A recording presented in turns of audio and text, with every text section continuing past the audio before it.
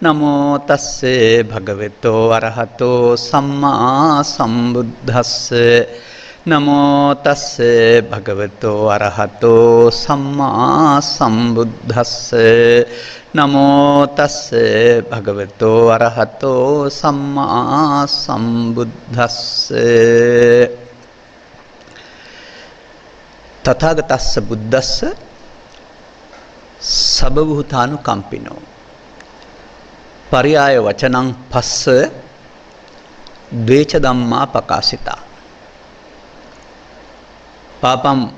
පාපකම් පස්සත චේතං තත්තතාපි විරජ්‍යත තතෝ විරත්ත චිත්තස්ස දුක්ඛසන්තං කරිස්සතාති පීඨාධිපතිතුමනි ආචාර්ය මණ්ඩලයේ පෙන්වතිනි ගුරු ශිෂ්‍ය ශිෂ්‍යාවන් වශයෙන් අපට සවන් දෙන්නට එක්රැස් වුණා වූ පස්දොන් රට විද්‍යාපීඨයේහි මේ වාසික 24 හදාරන්නා වූ ඉතින් සඳහන් කළ ගුරු ශිෂ්‍ය ශිෂ්‍යාවනි ඉදිරි වසර 40ක් විතර කාලයක් තුල මේ දේශයේ නන් විදුහල් වල මෙහෙවර කරමින් දැයේ දරුවන් වෙනුවෙන් සිප් කිරිපවන්නට සූදානම් වෙමින් සිටින්නා වූ යෞවන ගුරු පරපුරක් වෙනුවෙන් ආමන්ත්‍රණය කරන්නට ලැබීම සතුටට කරුණක්. අවුරුදු 4-5 දරුවන්ගේ සිට 60-70 දක්වා ඉන්න මේ සමාජයට වත්මන් සමාජයේ භාවිතා කරන වචනෙන් කියනවා නම් නොවිධිමත් අධ්‍යාපනයක්. නැත්නම් ආගමික පැත්ත පිළිබඳව ඔවුන් දන්නා ගැඹුරට වඩා එහා යමක් පැහැදිලි කරන කෙනෙක්. අධ්‍යාපනය කියන වචනේ තේරුම හොයාගෙන ඉන්න ඕන අපි. ඔබ හෝ මම ලැබුවේ පාසල් අධ්‍යාපනයක්. නමුත් මට මගේ මවගේ පියා කියලා තිබෙනවා ඔවුන් අධ්‍යාපනය ලැබුවේ පන්සලෙන් කියලා. අකුරු ලියන්න ඉගෙන ගත්තේ වැලි අතුරපු වැලිපිල්ල කියලා කියන එකට කියලා. මේ පන්සල අසරින් ලබාගත් අධ්‍යාපනයට කියන්නේ අර්ථයෙන් ධර්මයෙන් අනුශාසනා කිරීම. පන්සල් අධ්‍යාපනයෙන් බැහැර වෙනවා නිදහස් රටේ නැත්නම් ඊට පෙර පාසල් අධ්‍යාපනය විහිම තුළ ඒකට මුලින් මිෂනාරි අධ්‍යාපනය කිව්වා දැන් නම් එහෙම කියන්නේ නැහැ. මෙන්න මේ අධ්‍යාපනයේට එන විට අර්ථයෙන් ධර්මයෙන් අනුශාසනා කිරීම කියන දෙකෙන් එකක් බැහැර වෙනවා. ඒ නිසා අර්ථයෙන් ධර්මයෙන් අනුශාසනා කරනවා කියන්නේ කොහොමද කියලා තේරුම් අරන් ඉන්න ඕන. අර්ථ ශාස්ත්‍රය ආර්ථික වශයෙන් ජය ගැනීම. එහෙනම් මේ ලෝකේ උපදින ඕන කෙනෙකුට ජීවිත අවසානයේ දක්වා කුසගින්නට ආහාර අවශ්‍ය බැවින්, නිවාස අවශ්‍ය බැවින්, ඇඳුම් පැළඳුම් අවශ්‍ය බැවින් මේ අවශ්‍යතා සඳහා ආදායම් මාර්ගයක් සකසා ගන්න වෙනවා. ඒ ආදායම් මාර්ගය සමාජයට කරදරයක් නොවන තමන්ගේ අධ්‍යාත්මිකයට හානියක් නොවන ආකාරයෙන් කරුණ පැහැදිලි කර දෙන එක තමයි ධර්මයෙන් අනුශාසනා කරනවා කියන්නේ. අර්ථයෙන් ආර්ථික පැත්ත ජය ගන්න ධර්මයේ කියන කාරණාවෙන් ඒක තමන්ගේ ජීවිතයේ ආධ්‍යාත්මික විනාශ නොවන ආකාරයට ගත කරන්න. මේක තමයි පිරිවෙන් නැත්නම් පැරණි පන්සල් අධ්‍යාපනය තුළ තිබුණ දේ. නමුත් පාසලට එනකොට ආගමික අධ්‍යාපනයක් තියෙනවා ඒ ආගම්වල කතුරුන් සහ අතීතය පිළිබඳව. නමුත් මම දකින්නේ නැහැ ඒකේ ධර්මයෙන් සාර්ථයෙන් දෙකෙන් අනුශාසනාවයි කියලා. ඒක ධර්මයේ අතහැරලා ගිය අර්ථයෙන් පමණක් අනුශාසනා කරන එකක් බවට පත් වෙලා තිබෙනවා. කොහොමද අපි ඒක හොයාගන්නේ? අග්ගඤ්ඤ සූත්‍රයේ සඳහන් වෙනවා බුදුන් වහන්සේ පහළ වෙන්න පෙර සත්‍ය ගවේෂණයට ගියා වූ අය වනාන්තරගත වෙලා ඔබ ඉගෙනගෙන තියෙන ත්‍රිලක්ෂණය චතුස්සත්‍ය පටිච්චසමුප්පාද වැනි ධර්ම න්‍යායන් පැහැදිලි කරගත්තේ නැති අය චිත්තාභ්‍යන්තරයේ ආධ්‍යාත්මික සුවයක් ළඟා කරගත් බව. එබැවින් ඔවුන්ට බෙහෙත් හේත් කීම, වෙදකම් කිරීම, යම් යම් අනාගත වැකි කීම වැනි හැකියාවල් තිබුණ බව. එතනින් එහාට ඔවුන්ට යන්න බැරි වුණා. ඒ නිසා ඔවුන්ට මේ වනාන්තරයේ ජීවත් වෙලා වැඩකුත් නැහැ. ඔවුන් ගම අසලට එනවා. ගමට එන්නේ නැහැ. ගම අසල පුංචි පුංචි ශාලා, ඒවට තමයි පන්නශාලා කියන වචන පාවිච්චි කරලා තියෙන ඒ කාලේ. නවාතැන් පොළවල් ඉදි කරගැනීම ඔවුන්ට තේරෙන දේවල් අර සමාජයට ලියලා දෙනවා. ඔවුන් නොදන්න දේවල්, ගිහි සමාජය නොදන්න දේවල්. මේකට කියන්නේ අජ්ජායකා කුලයේ ජාතා කියලා. අන්න අජ්ජායක කියන පදේ තියෙන තැන. එතකොට ඒ ආශ්‍රයෙන් තමයි දිගින් දිගටම මේ අධ්‍යාපනය කියන වචනේ ඇවිත් තියෙන්නේ. ඒකට මට අර්ථයක් දෙන්න පුළුවන් අධ්‍යාපනයක් හෙවත් ආධ්‍යාත්මික සංවරයක් නැති එක අධ්‍යාපනයයි. අන්න ඒක දන්නේ නැතිකම. මේ සමාජයේ පාලකයන්, ගුරුවරුන්, මව්පියන්, සිසුන් සියලු දෙනාම නොදන්නා එක ජාතියේ කේතවාචකයක්. මේ ධර්මයක් නැති අර්ථයෙන් විතරක් අනුශාසනා කිරීම තුළ ඔබට පේන්න පුළුවන් බුදු ධර්මයේ විශයක් වශයෙන් හදාරලා හොඳ නරක උගන්වලා පවපින් හොඳ නෑ කියලා උගන්වලා යවනවා සමාජයට. හොඳයි ඕන් ප්‍රායෝගිකව ක්‍රියාත්මක වෙලා තියෙන බව පේනවාද පසුගිය අවුරුදු 50ක් විතර කාලයක් තුළ? මට සාමාන්‍යයෙන් 65 විතර ඉඳලා මතකයි. හැම රජයක්ම බලයටපත් වෙන්නේ හිටපු අයට දොස් කියලා, වුන් හොරු වංචාකාරයෝ කියලා. ඊළඟ රජයත් ඒ වැරද්දම කරනවා. දැන් ඔබ මේ සමාජයට තාම ගොහින් නැහැ. මම උදාහරණයක් දෙකක් කියන්නම්. මේ අධ්‍යාපනයේට හැකියාව ලැබුණාද මේ උගතුන්ට, බුද්ධිමතුන්ට, ටයිකොට් ඇදගෙන ඉන්න අයට? හැමෝම මම ඒ ගොඩට දාන්නේ නැහැ. ප්‍රභූ කාර්ය මණ්ඩලයක ඉඳලා අහුවෙන්නේ නැද්ද කන්තලේ සීනිකම්හල මිලට දීම සඳහා කෝටි සංඛ්‍යාත අල්ලසක් ලබන්න ගිය කෙනෙක්? ජනතාව සතු යුතු නැත්නම් ජනතාවට හිමි මුදලක කොමිස් ගැසීමක් තුළ අහුවෙන්නේ නැද්ද මහ බැංකුව බැංකු වංචාව නම් වූ දෙයක්? මේ පාසල් හැර යන්නා වූ අය අතරින් හෙරොයින් මුදලාලා බවට පත් වෙලා ජාතිය සහ ජාතියේ මානසිකත්වයේ කබාශීනියා කරන අය නැතිද? එහෙමත් නැත්නම් වෛද්‍යවරයා, පොලිස් නිලධාරියා පවා දන්නා වූ තමන්ගේ ශරීරයට සහ ආර්ථිකයට සහ මොළයට හානි කරන්නා වූ මත්ද්‍රව්‍ය වෙළඳාම තමන්ගේ ජීවනෝපාය බවට පත් කරගත්ත අය නැද්ද? එල්ලුම් ගසට නියම වූ අය නැද්ද? හැම ආගමකම අය.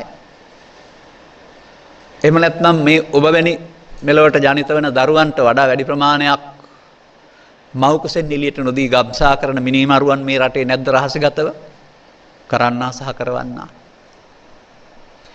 මේ අධ්‍යාපනයේට මේක වළක්වන්න පුළුවන් වුණාද? ඔවුන්ව පාලනය කරන්න පුළුවන් වුණාද? අන්න ආධ්‍යාත්මිකයක් නැහැ කියන එකේ තේරුම ඒකයි. එහෙනම් පාසල තුලත් අර්ථයෙන් ධර්මයෙන් අනුශාසනා කිරීම කියන එක තියෙන්න වෙනවා. ඔබ මෑතක් වෙනතුරු ශිෂ්‍යාවන් ශිෂ්‍යයන් වශයෙන් හිටපු අය.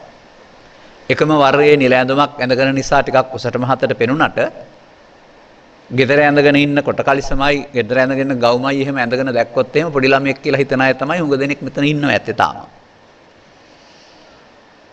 නමුත් ඔබට මුහුණ දෙන්න සිදු වෙන්නේ ඔබට වඩා ටිකක් පරිණාමය වුණා වූ සහ ස්වභාවයෙන් ගත් කළ අසංවර පැත්තට නැඹුරු වුණා වූ ශිෂ්‍ය පරකුටකට ඉස්සරහට. ඒක මෑතදී මම දකින්නේ මෙහෙමයි. මව්පියන් කියනවා ඔවුන්ගේ දරුවන් ඉස්තර තාම සංවර නැහැ, සැරවැරයි කියන දේ අහන්නේ හිතුවක්කාරයි කියලා. ගුරුවරුත් කියනවා අවුරුද්දෙන් අවුරුද්දට උපදින දරුවන් වෙනදා තරම් සංවර නැහැ, අසංවරයි කියලා. දඩබ්බරයි, හිතුවක්කාරයි කියලා. මේ ඔබට තියෙන අභියෝග. මේ අභියෝග ජය ගන්නට වේවැල් කසාය ප්‍රමාණවත් වෙන්නේ නැහැ, සොදුසු වෙන්නේත් නැහැ. ඒ වගේම අපි කතා කරනවා කෙනෙක් සම්බන්ධයෙන් පෞරුෂත්වයක් නැතිකමට නෝන්ජල්කම කියලා. නෝන්ජල්කමින් කරන්න පුළුවන් කමකුත් නැහැ.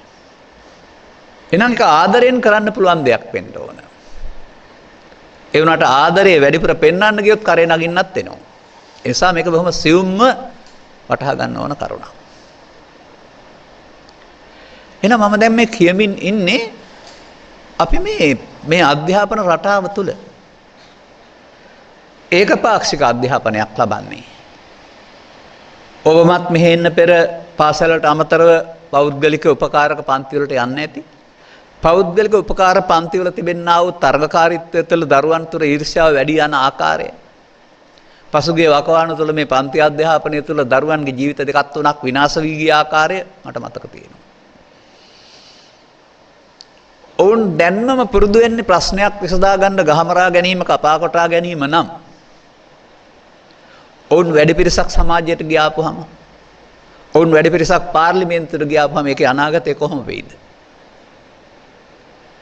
මෙන්න මේ අනතුරුදායක දේවල් දැකලා තමන්ට තමන් පාලනය කර ගැනීමේ හැකියාව ඇති ශිෂ්‍ය ප්‍රජාවක් හැදීමේ වගකීම මා සතුව වගේම සිසු පිරිසක් අමතන ඔබ සතුව තියෙනවා ඉදිරියට. මා මේ අමතන්නේ අවුරුදු 80 පෙන්නා වූ ධර්මශාලාවක ඉන්න ජීවිතේ ගත කරලා ඉවර වුණා වූ ආච්චිලා සීලා නෙවෙයි. ජීවත් වෙන්න සූදානම් වෙන ජීවත් වෙන්න අනිත් අයට මඟ පෙන්වන්න සූදානම් වෙන අනාගත ආයෝජනයක් වෙනුවෙන්. දැන් බලන්න අර 40 45 30 54 කාලේ අපරාධ කරපු අයගේ අපරාධ වළක්වන්න 70 80 ආච්චිලා සීලට බණ කියලා පුළුවෙනිද? මේ අපේ රටේ සිදුවෙන දේ. ධර්මශාලාවක් තුළ කටේ කිරිසෝදගේ නැති පුංචි දරුවන් කීප දෙනෙක් ඉන්නවා. ඊට පස්සේ ඉන්නේ අම්මලා තාත්තලා නැත්නම් ආච්චිලා සීලා වෙලායේ. ඔවුන්ට මන කිව්වට අර කියන අපරාධ ටික වලකින්නේ නැහැ. ඒ අපරාධ කරන්න පෙළඹෙන අය ඊට පෙර ආතුව වළක්වා ගන්නට නෙවෙයිද අනුශාසනාවක් අවශ්‍ය වෙන්නේ. එබැවින් මම මේ කරුණු පැහැදිලි කිරීමේදී මේ කරුණු පැහැදිලි කිරීමට මා පූර්වාදර්ශය වශයෙන් තෝරාගත්ත උත්තමයාගේ නම ඉඳලා හිටලා කියවේවි. බුදුන් වහන්සේ කියන වචනය. එනකොට උන්වහන්සේ පිළිබඳ ගුණකථනයක් කරන්න හෝ ඒ චරිතය කියලා දෙන්න හෝ කතන්දරයක් කියන්න මම සූදානම් වන්නේ නැහැ. මම කතා කරන්නේ ඔබ ගැන. ඔබේ ජීවිතය ගැන. වගේම මම ශ්‍රවණාගාරවල ධර්මදේශනා කරලා තියෙනවා. පාසල් ශ්‍රවණාගාරවල, රෝහල් ශ්‍රවණාගාරවල, නගරශාලා වැනි. දැන් මේ මම යන්නේ දේශනාවට. මේක ඔබ කියවලා තියෙන ධර්ම ග්‍රන්ථවල තියෙනවා කුද්දක නිකාය කියලා එකක්. මේකේ තථාගතයන් වහන්සේ දේශනා කියලා සූත්‍රයක් පැහැදිලි කරලා තිබෙනවා. ඒ ඔබ ගැන. සබ්බ භූතානුකම්පිනෝ උපන් සියලු සත්වයන් කෙරෙහි අනුකම්පා කරන්නා වූ තථාගතවරු වැනි අය තථාගතස්ස බුද්දස්ස පරියාය වචනං පස්ස අරුත් වශයෙන් අරුත් දෙකක් දකින්න පුළුවන් ද්වේච ධම්මා ප්‍රකාශිතා දහම් දෙකක් දේශනා කරනවා. අවුරුදු 45ක් වැඩ හිටියත් දේශනා 18000ක් කළත් මේ දෙක විතරයි කරලා තියෙන්නේ. අරුත් වශයෙන් අරුත් දෙකක් ඇති කරුණු දෙකක් සමාජයට පැහැදිලි කරනු ලබනවා. පාපකම් පස්සත චේතං පාපය ලාමක වශයෙන් දකින්න. තත්ත චාපි විරජ්‍යත දැක්කානම් පාපෙන් නොයැලෙන්න. තතෝ විරත්ත චිස්සස්ස අන්නේ නොයැලෙන සිතින් ඒවං දුක්ඛසන්තං කරිස්සතාති සියලු දුක් නිමා කරන්න පුළුවන්. ඒිතා ගැඹුරු ඉගැන්වීමක්. පාපේ වශයෙන් දැක එහි නොයැලීම පමණයි කරන්න තියෙන්නේ කියන එක සම්පූර්ණ සම්බුදු දහමයි. නමුත් මෙතනට ලං වෙන්න බෑ සමාජයට. මොකද පාපය කියන පදේ අර්ථ වටහාගෙන තියෙන්නේ නොගැඹුරුව බැවින්. මම මේ කතා කරන්නේ මානව දහමක්. ඔබ අතර කුමන ආගමක අය හිටියත් ප්‍රශ්නයක් නැහැ. ඒ හැමෝටම අදාළයි. ජීවිතය ගැනනේ කතා කරන්නේ. ඔවුන් සතු ආගම ශ්‍රද්ධාවෙන් භක්තියෙන් ඇදහිීම උන්ට අයිති දෙයක්. නමුත් ආගමික නිදහස කියන එක ආණ්ඩු ක්‍රම ව්‍යවස්ථාවේ තියෙනවා බුදු සමීට වඩා හොඳට තියෙනවා. නමුත් සමහර සමයන්හි තරම් නිදහසක් ලැබෙන්නේ නැහැ. හිර කරලා තියාගන්න හදන. මේ නිදහස දෙන්න හේතුවක් තියෙනවා. ඒ තමයි සෑම දිනාටම බුදුවරුන්ගේ ඉගැන්වීමේ ගැඹුරට යන්නට බෑ. බුදුවරුන් මේ සමාජයට මාර්ග 3ක් ඔස්සේ කරුණු පෙන්නනවා. 4ක් ඔස්සේ. මේ මාර්ග 4ෙම යන අය ඉන්නවා සමාජයේ. නමුත් වඩාත් හොඳ මාර්ගයක් සමාජයට පැහැදිලි කරන එක උන්වහන්සේගේ උත්සාහයයි. මේ මාර්ගය මගේ වචන වලින් නම් කරනවා නම් පාප මාර්ගය, පුණ්‍ය මාර්ගය, ධාන මාර්ගය සහ ලෝකෝත්තර මාර්ගය. එහෙමයි. ඔබ ඒක කොයි ආකාරයෙන් කල්පනා කරත් දන්නේ නැහැ. දැන්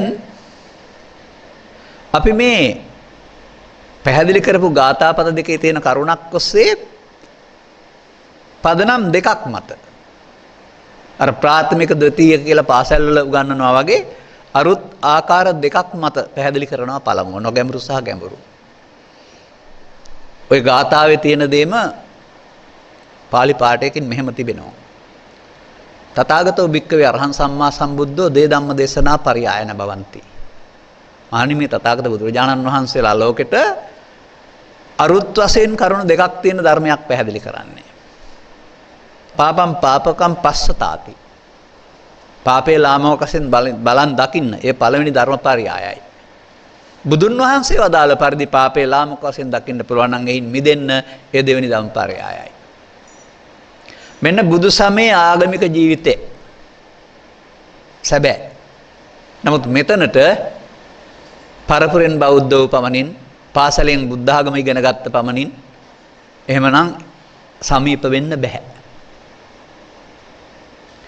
පාපය කියන පදයට ආගම්වල පුංචි පුංචි වෙනස්කම් සහිත අර්ථයක් තියෙනවා. ඔබ දන්නා මට්ටමින් මම පැහැදිලි කරන්න කැමතියි. නමුත් බුදුන් වහන්සේ වදාළ මට්ටමින් ඊට වඩා ගැඹුරුයි. අන්න ඒ වටහා ගන්න උත්සාහ කරන්න. ඔබෙන් ඇහුවොත් පංච පාපය කියනවා. පන්සිල් කඩන එක නැත්තම් සිල් වලින් කතා කරන්නේ සංවරය. ඒ සංවර නොවි ඒ වැරදි ටික කරන එකට පාපය කියනවා. දස අකුසල් කියනවා. ආනන්තරය අකුසල් කියනවා. ඒ පාප. මේ බෙදීමේදී සමාජයට ප්‍රාථමික මට්ටමින් කරුණු දෙකක් උගන්වනු ලබනවා. ඒ තමයි කර්ම කියන වචනය පව්පින් කියලා දෙකකට බෙදලා ඒක විශ්වාස කරන්න කියන එක. ඔබ කර්ම කියන්නේ පව් වලට විතරක් වෙන්න බෑ. ආච්චම්මලා නම් කර්ම කිව්වේ පව් වලට. නමුත් කර්ම පාපත් කර්ම, පුණ්‍යත් කර්ම, ධානත් කර්ම. මේ කර්ම කෙරෙහි අසුභවාදීව හිතන්න එපා. කර්ම අනාගත ඵල උපදවන හේතු. ඔබේ පැවැත්මේ අනාගතය තීරණය කරන්නේ ඔබේ කයේ ක්‍රියා නෙමෙයි මේ කය මුල් කොටගෙන කරන්නා වූ සිතේ ක්‍රියාකලාපයන්. ඒ නිසා තථාගතවරු තම තමන්ට ස්වයං රක්ෂණයක් දෙන අතර ඒ වගේම ස්වයං විනාශයකුත් පැහැදිලි කරලා පෙන්නනවා හික්මෙන්නේ නැත්නම්. ඒ කියන්නේ තමන් විසින්ම කරගන්න විනාශයක්. ඒක තේරුම් ගත්ත පුද්ගලයාට ඒ විනාශයෙන් නිවත් වී රක්ෂණීය පැත්තට යන්න පුළුවන්. කුමක්ද ඔබ පාපය කියන්නේ? පව් කරනවට, හතුන් මරනවට, හොරකම් කරනවට. හොඳයි මේ සමාජයේ වැරදි වැඩ කළාට දඬුවම් ලැබෙනවා කියන විශ්වාසය තිබෙනවද බොහෝ දෙනාට? අපි පව්පින් විශ්වාසයට ඊට මෙහා තැනකට යමු. රාජ්‍ය පරිපාලනය. රාජ්‍ය පරිපාලනයේ යෙදුනහම එයාට නැතිද ප්‍රසාද දීමනා සහ දඬුවම් කියලා දෙකක්? බෝනස් සහ පනිස් කියලා ඕගොල්ලෝ කතා කරන්නේ. හොඳ දෙයක් කළොත් ඒ පුද්ගලයාට වැටුප් වැඩිවීමක්, තනතුරු උසස් වීමක්, ස්ථාන මාරුවක්, නිල වාහනයක් ලැබීමක්, පෞද්ගලික ලිපි කරන ප්‍රශංසාත්මක ලිපියක් ආදී කොට ඇති ප්‍රසාද දීමලා ලැබෙනවා. විනය විරෝධී වරදක් කළොත් ස්ථානමාරුවක් දඩුවමක් සේවෙන් පහ කිරීමක් ලැබෙනවා. මේ දෙපැත්තක් ලෝකේ ඕනෑම රටක තිබෙනවා නේද? එය ක්‍රියාත්මක වෙන්නේ වෘත්තිය තුල පමණයි. එතනින් එහාට ක්‍රියාත්මක නැහැ. වරදකරුවාගේ වරදකරු ස්වභාවය ක්‍රියාත්මක වෙන්නේ බන්ධනාගාරයේදී පමණයි. විවෘත වෙලා ආපුවම ඔහු නිරෝධකාරයෙක් වෙනවා. ඒක තමයි නීතියට පෙනෙන දුර. අර බොහෝ සත්‍යයට අනුකම්පා කරන්නා වූ බුදුන් වහන්සේලා වැනි අය මේ දඬුවම හෝ ප්‍රසාද දීමනාව මෙලෙවෙන් එහා පැත්තට සම්බන්ධ කරනවා. පරලෝව වශයෙන් කියලා. එතකොට ඒකට සම්බන්ධතාවය තමයි පාපයට දුක් විපාක, පිනට සැප විපාක. අර වරදට දඬුවම ප්‍රසාපද්දයට ප්‍රසාද දීමනාව වගේ. හොඳයි මෙහෙම දෙයක් නීතියට හොරෙන් කළාට Tamanට ගැලවෙන්න බැරි බව වැටහෙනවා නම් බැංකු හොරකම කරයිද? කෝටි දෙකක් අල්ලස් අරන් අහුවේවිද? එහෙම නැත්නම් උපදින දරුවන්ට වඩා වැඩි ප්‍රමාණයක් මව්කුසතවල ඝාතනය කරමින් සහාය වෙන සහායයි මිනිමරුවන් බවට පත් වේවිද? මේකී සහ නොකී මේ දේවල් කරනවද මේවට Tamanට විපාකයන්ට මුහුණ දෙන්න සිද්ධ වෙනවා කියලා දන්නවනම්. ඒ කියන්නේ වත්මන් සමාජයේ निराගමික වෙමින් පවතිනවා මම දකින්නේ. මේ අපි ආගම් වලින් උගන්වන කරුණ පිළිබඳ තිබෙන්නා වූ නොගැඹුරු බව එහෙ නැත්නම් එහි පවතිනා වූ කරදරකාරී බවක් නිසා ඒක වදයක් වෙලා පවතිනවා. මම මේ වචනේ පැහැදිලි නොකරොත් මේ අය අමාරු වැටෙනවා. කරදරකාරී බව කියන එක. ඔබ හැදුණු වැරුණු සමාජයේ විහාරස්ථානයක් ඇසුරු කරනවා. ඒ විහාරස්ථානය ඇසුරින් ඔබට කැවෙන පෙවෙන දෙයක් තමයි උදව් උපකාර ආධාර කිරීම, පින් කිරීම කරන්න ඕන. මේ බෞද්ධයින් බොහෝ දෙනාට පින් කිරීමෙන් එහාට ධර්මයක් නැහැ. ඒක හොඳ දෙයක් වෙන්නේ කැමැත්තෙන් කළොත් පමණයි. කැමැත්තෙන් කරන තාක්කල් මේක කරදරයක් වෙන්නේ නැහැ. නමුත් නිරන්තරයෙන් ඔබෙන් ඉල්ලන්න ගියොත් එහෙම මේකට ඔබට කරදරයක් වෙනවා. සමහරට ඔබට හෝ ඔබේ මව්පියන්ට එහෙම කරදරයක් වෙලා තියෙන්නත් බැරි නැහැ. නමුත් මම කියනවා පිනෙන් එහාට දහම තමයි බුදුදහමේ ගැඹුරු කොටස. මට ඒකයි ඔබට කියලා දෙන්නත් ඕන. නමුත් ඊට පෙර මේ පාපං කියන පදේ අනාගතය මෙලවින් එහා පැත්තට යන හැටි කෙනෙකුට හොයාගන්න බෑ. නිරාගමික වෙන්න හේතුව ඒකයි. කය පොළොවට පස් වෙනවා මොනවද ඉතින් එහාට යන්නේ? එහෙම හිතනවා.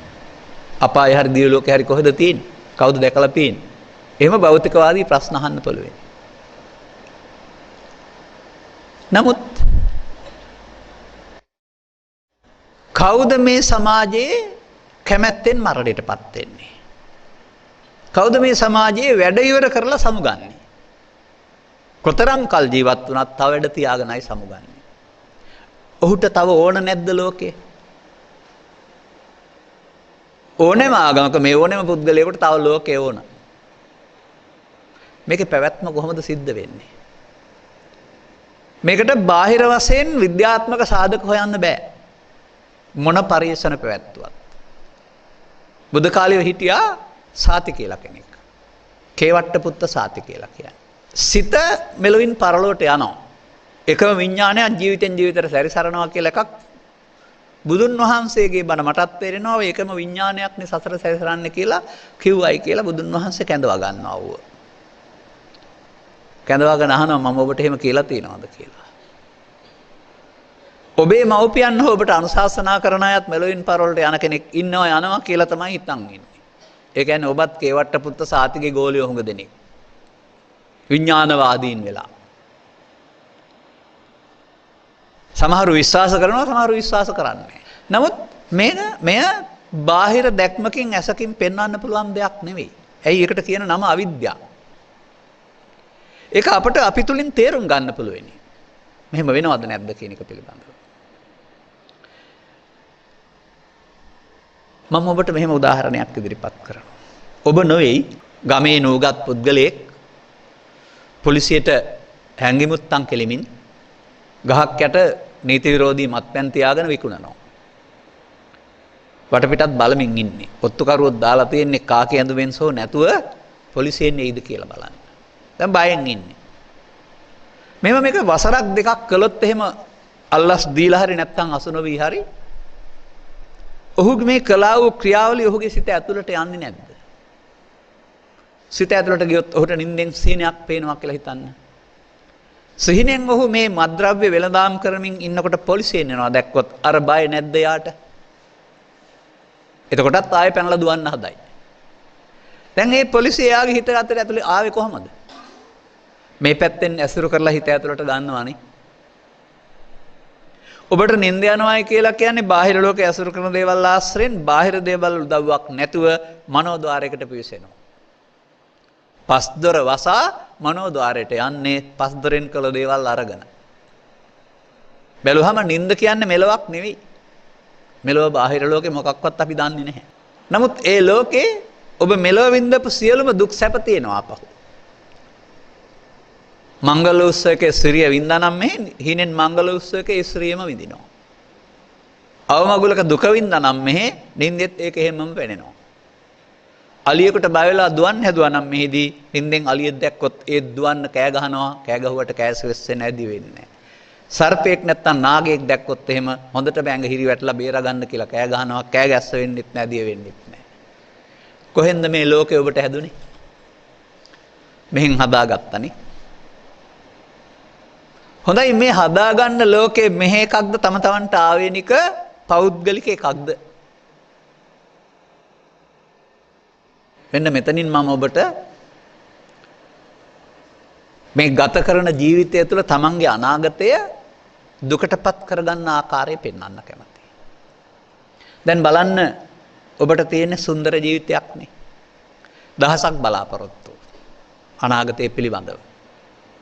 රැකියාව, මව්පියන්ට සැලකීම, විවාහය, දරුවන් ලැබීම, සමාජයට මෙහෙවරක් කිරීම ආදී කොට ඇති බොහෝ දේවල්. සුභවාදී ආකල්පේ බැලුවම හොඳයි මින් පෙර මේ ගමන ගියාය සියලු දෙනාට මේ සුභවාදී ජීවිතය හමු වී තිබෙනවද? අම්මගෙන් තාත්තගෙන් ආච්චිලගේ සීලෙන් අහලා බලන්න. එතකොට දිවි ඇතිත්තරු රැකගනිමි කියලා විවාහ ලේකම් ඉදිරියේ දිවුරා අත්සන් කරන අය අවුරුද්දකින් දෙකකින් දික්කසාදයට පේන්න බැරි කෙනෙක් බවට පත් වෙනවා. තව ටිකක් කල් යනකොට දරුවන් නිසා උණුන් දෙපැත්ත බලාගෙන කතා නොකර ජීවත් වෙනවා. තව ටිකක් කල් යනකොට බිරිඳ විසින් සැමියා විසින් දිරලා නැත්නම් බිරිඳ සහ දරුවෝ එකතු වෙලා තාත්තා මරනවා නැත්නම් සැමියා සහ දරුවෝ එකතු වෙලා අම්මා මරනවා. මේ රටේ සිද්ධ වෙන දේවල්. ඇයි එහෙම වුනේ? ඔබ වැනිම අයට අන්න අර අර්ථයෙන් කරන අනුශාසනාවට අර හිත පාලනය කරගන්න බෑ ධර්මයෙන් අනුශාසනාව නැති නිසා. මෙන්න මේක ඔබට නොවෙන්නයි මට කරුණු කියන්න ඕන. එහෙම නැතුව මව්පියන් වෙන්න එපා, විවාහ වෙන්න එපා කියන්න පැවිදි වෙන්න කියන්න නෙමෙයි. ඔබ යම් ජීවිතයක්ද ගත කරන්නේ කැමති ජීවිතයක් තෝරගන්න. මම කියන තහනමක් නැහැ. ඒක තුල උනත් මේ බාධකේ පවතිනවා.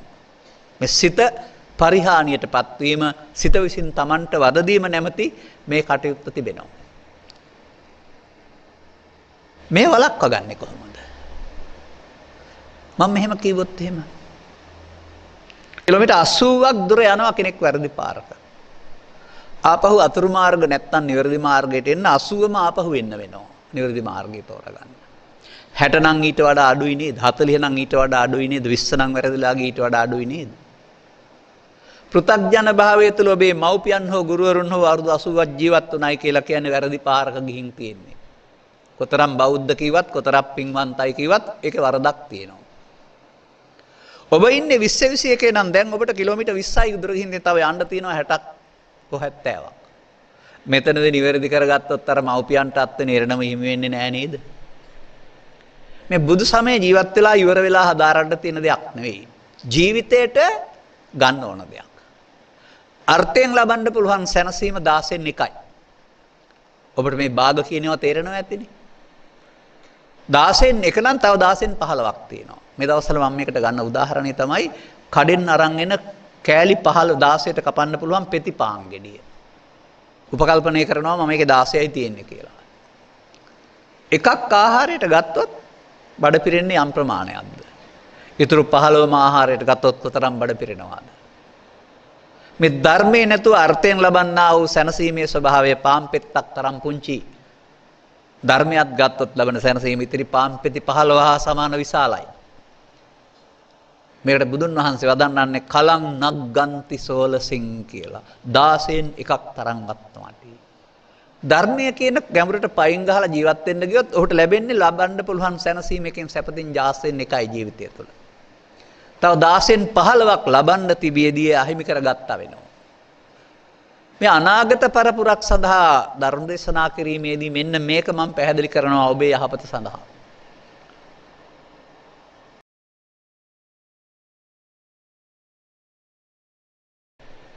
මේ බුදු සමයේ ජීවත් වෙලා ඉවර වෙලා හදාරන්න තියෙන දෙයක් නෙවෙයි. ජීවිතේට ගන්න ඕන දෙයක්. අර්ථයෙන් ලබන්න පුළුවන් සැනසීම 16න් එකයි. ඔබට මේ භාග කියනවා තේරෙනවා ඇතිනේ. 16න් එක නම් තව 16න් 15ක් තියෙනවා. මේ දවස්වල මම මේකට ගන්න උදාහරණය තමයි කඩෙන් අරන් එන කෑලි 16ට කපන්න පුළුවන් පෙති පාන් ගෙඩිය. උපකල්පනය කරනවා මම මේකේ 16යි තියෙන්නේ කියලා. එකක් ආහාරයට ගත්තොත් බඩ පිරෙන්නේ යම් ප්‍රමාණයක්ද?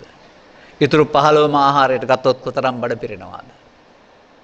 මේ ධර්මයේ නැතුව අර්ථයෙන් ලබන්නා වූ සැනසීමේ ස්වභාවය පාන් පෙත්තක් තරම් පුංචි. ධර්මයක් ගත්තොත් ලබන සැනසීම ඉතිරි පාන් පෙති 15 හා සමාන විශාලයි. මේකට බුදුන් වහන්සේ වදන්නන්නේ කලං නග්ගන්ති සෝලසින් කියලා. 16න් එකක් තරම්වත් නැති. ධර්මය කියන ගැඹුරට පයින් ගහලා ජීවත් වෙන්න ගියොත් ඔහුට ලැබෙන්නේ ලබන්න පුළුවන් සැනසීමකින් සැපතින් 16න් එකයි ජීවිතය තුළ. තව 16න් 15ක් ලබන්න තිබියදී අහිමි කරගත්තා වෙනවා.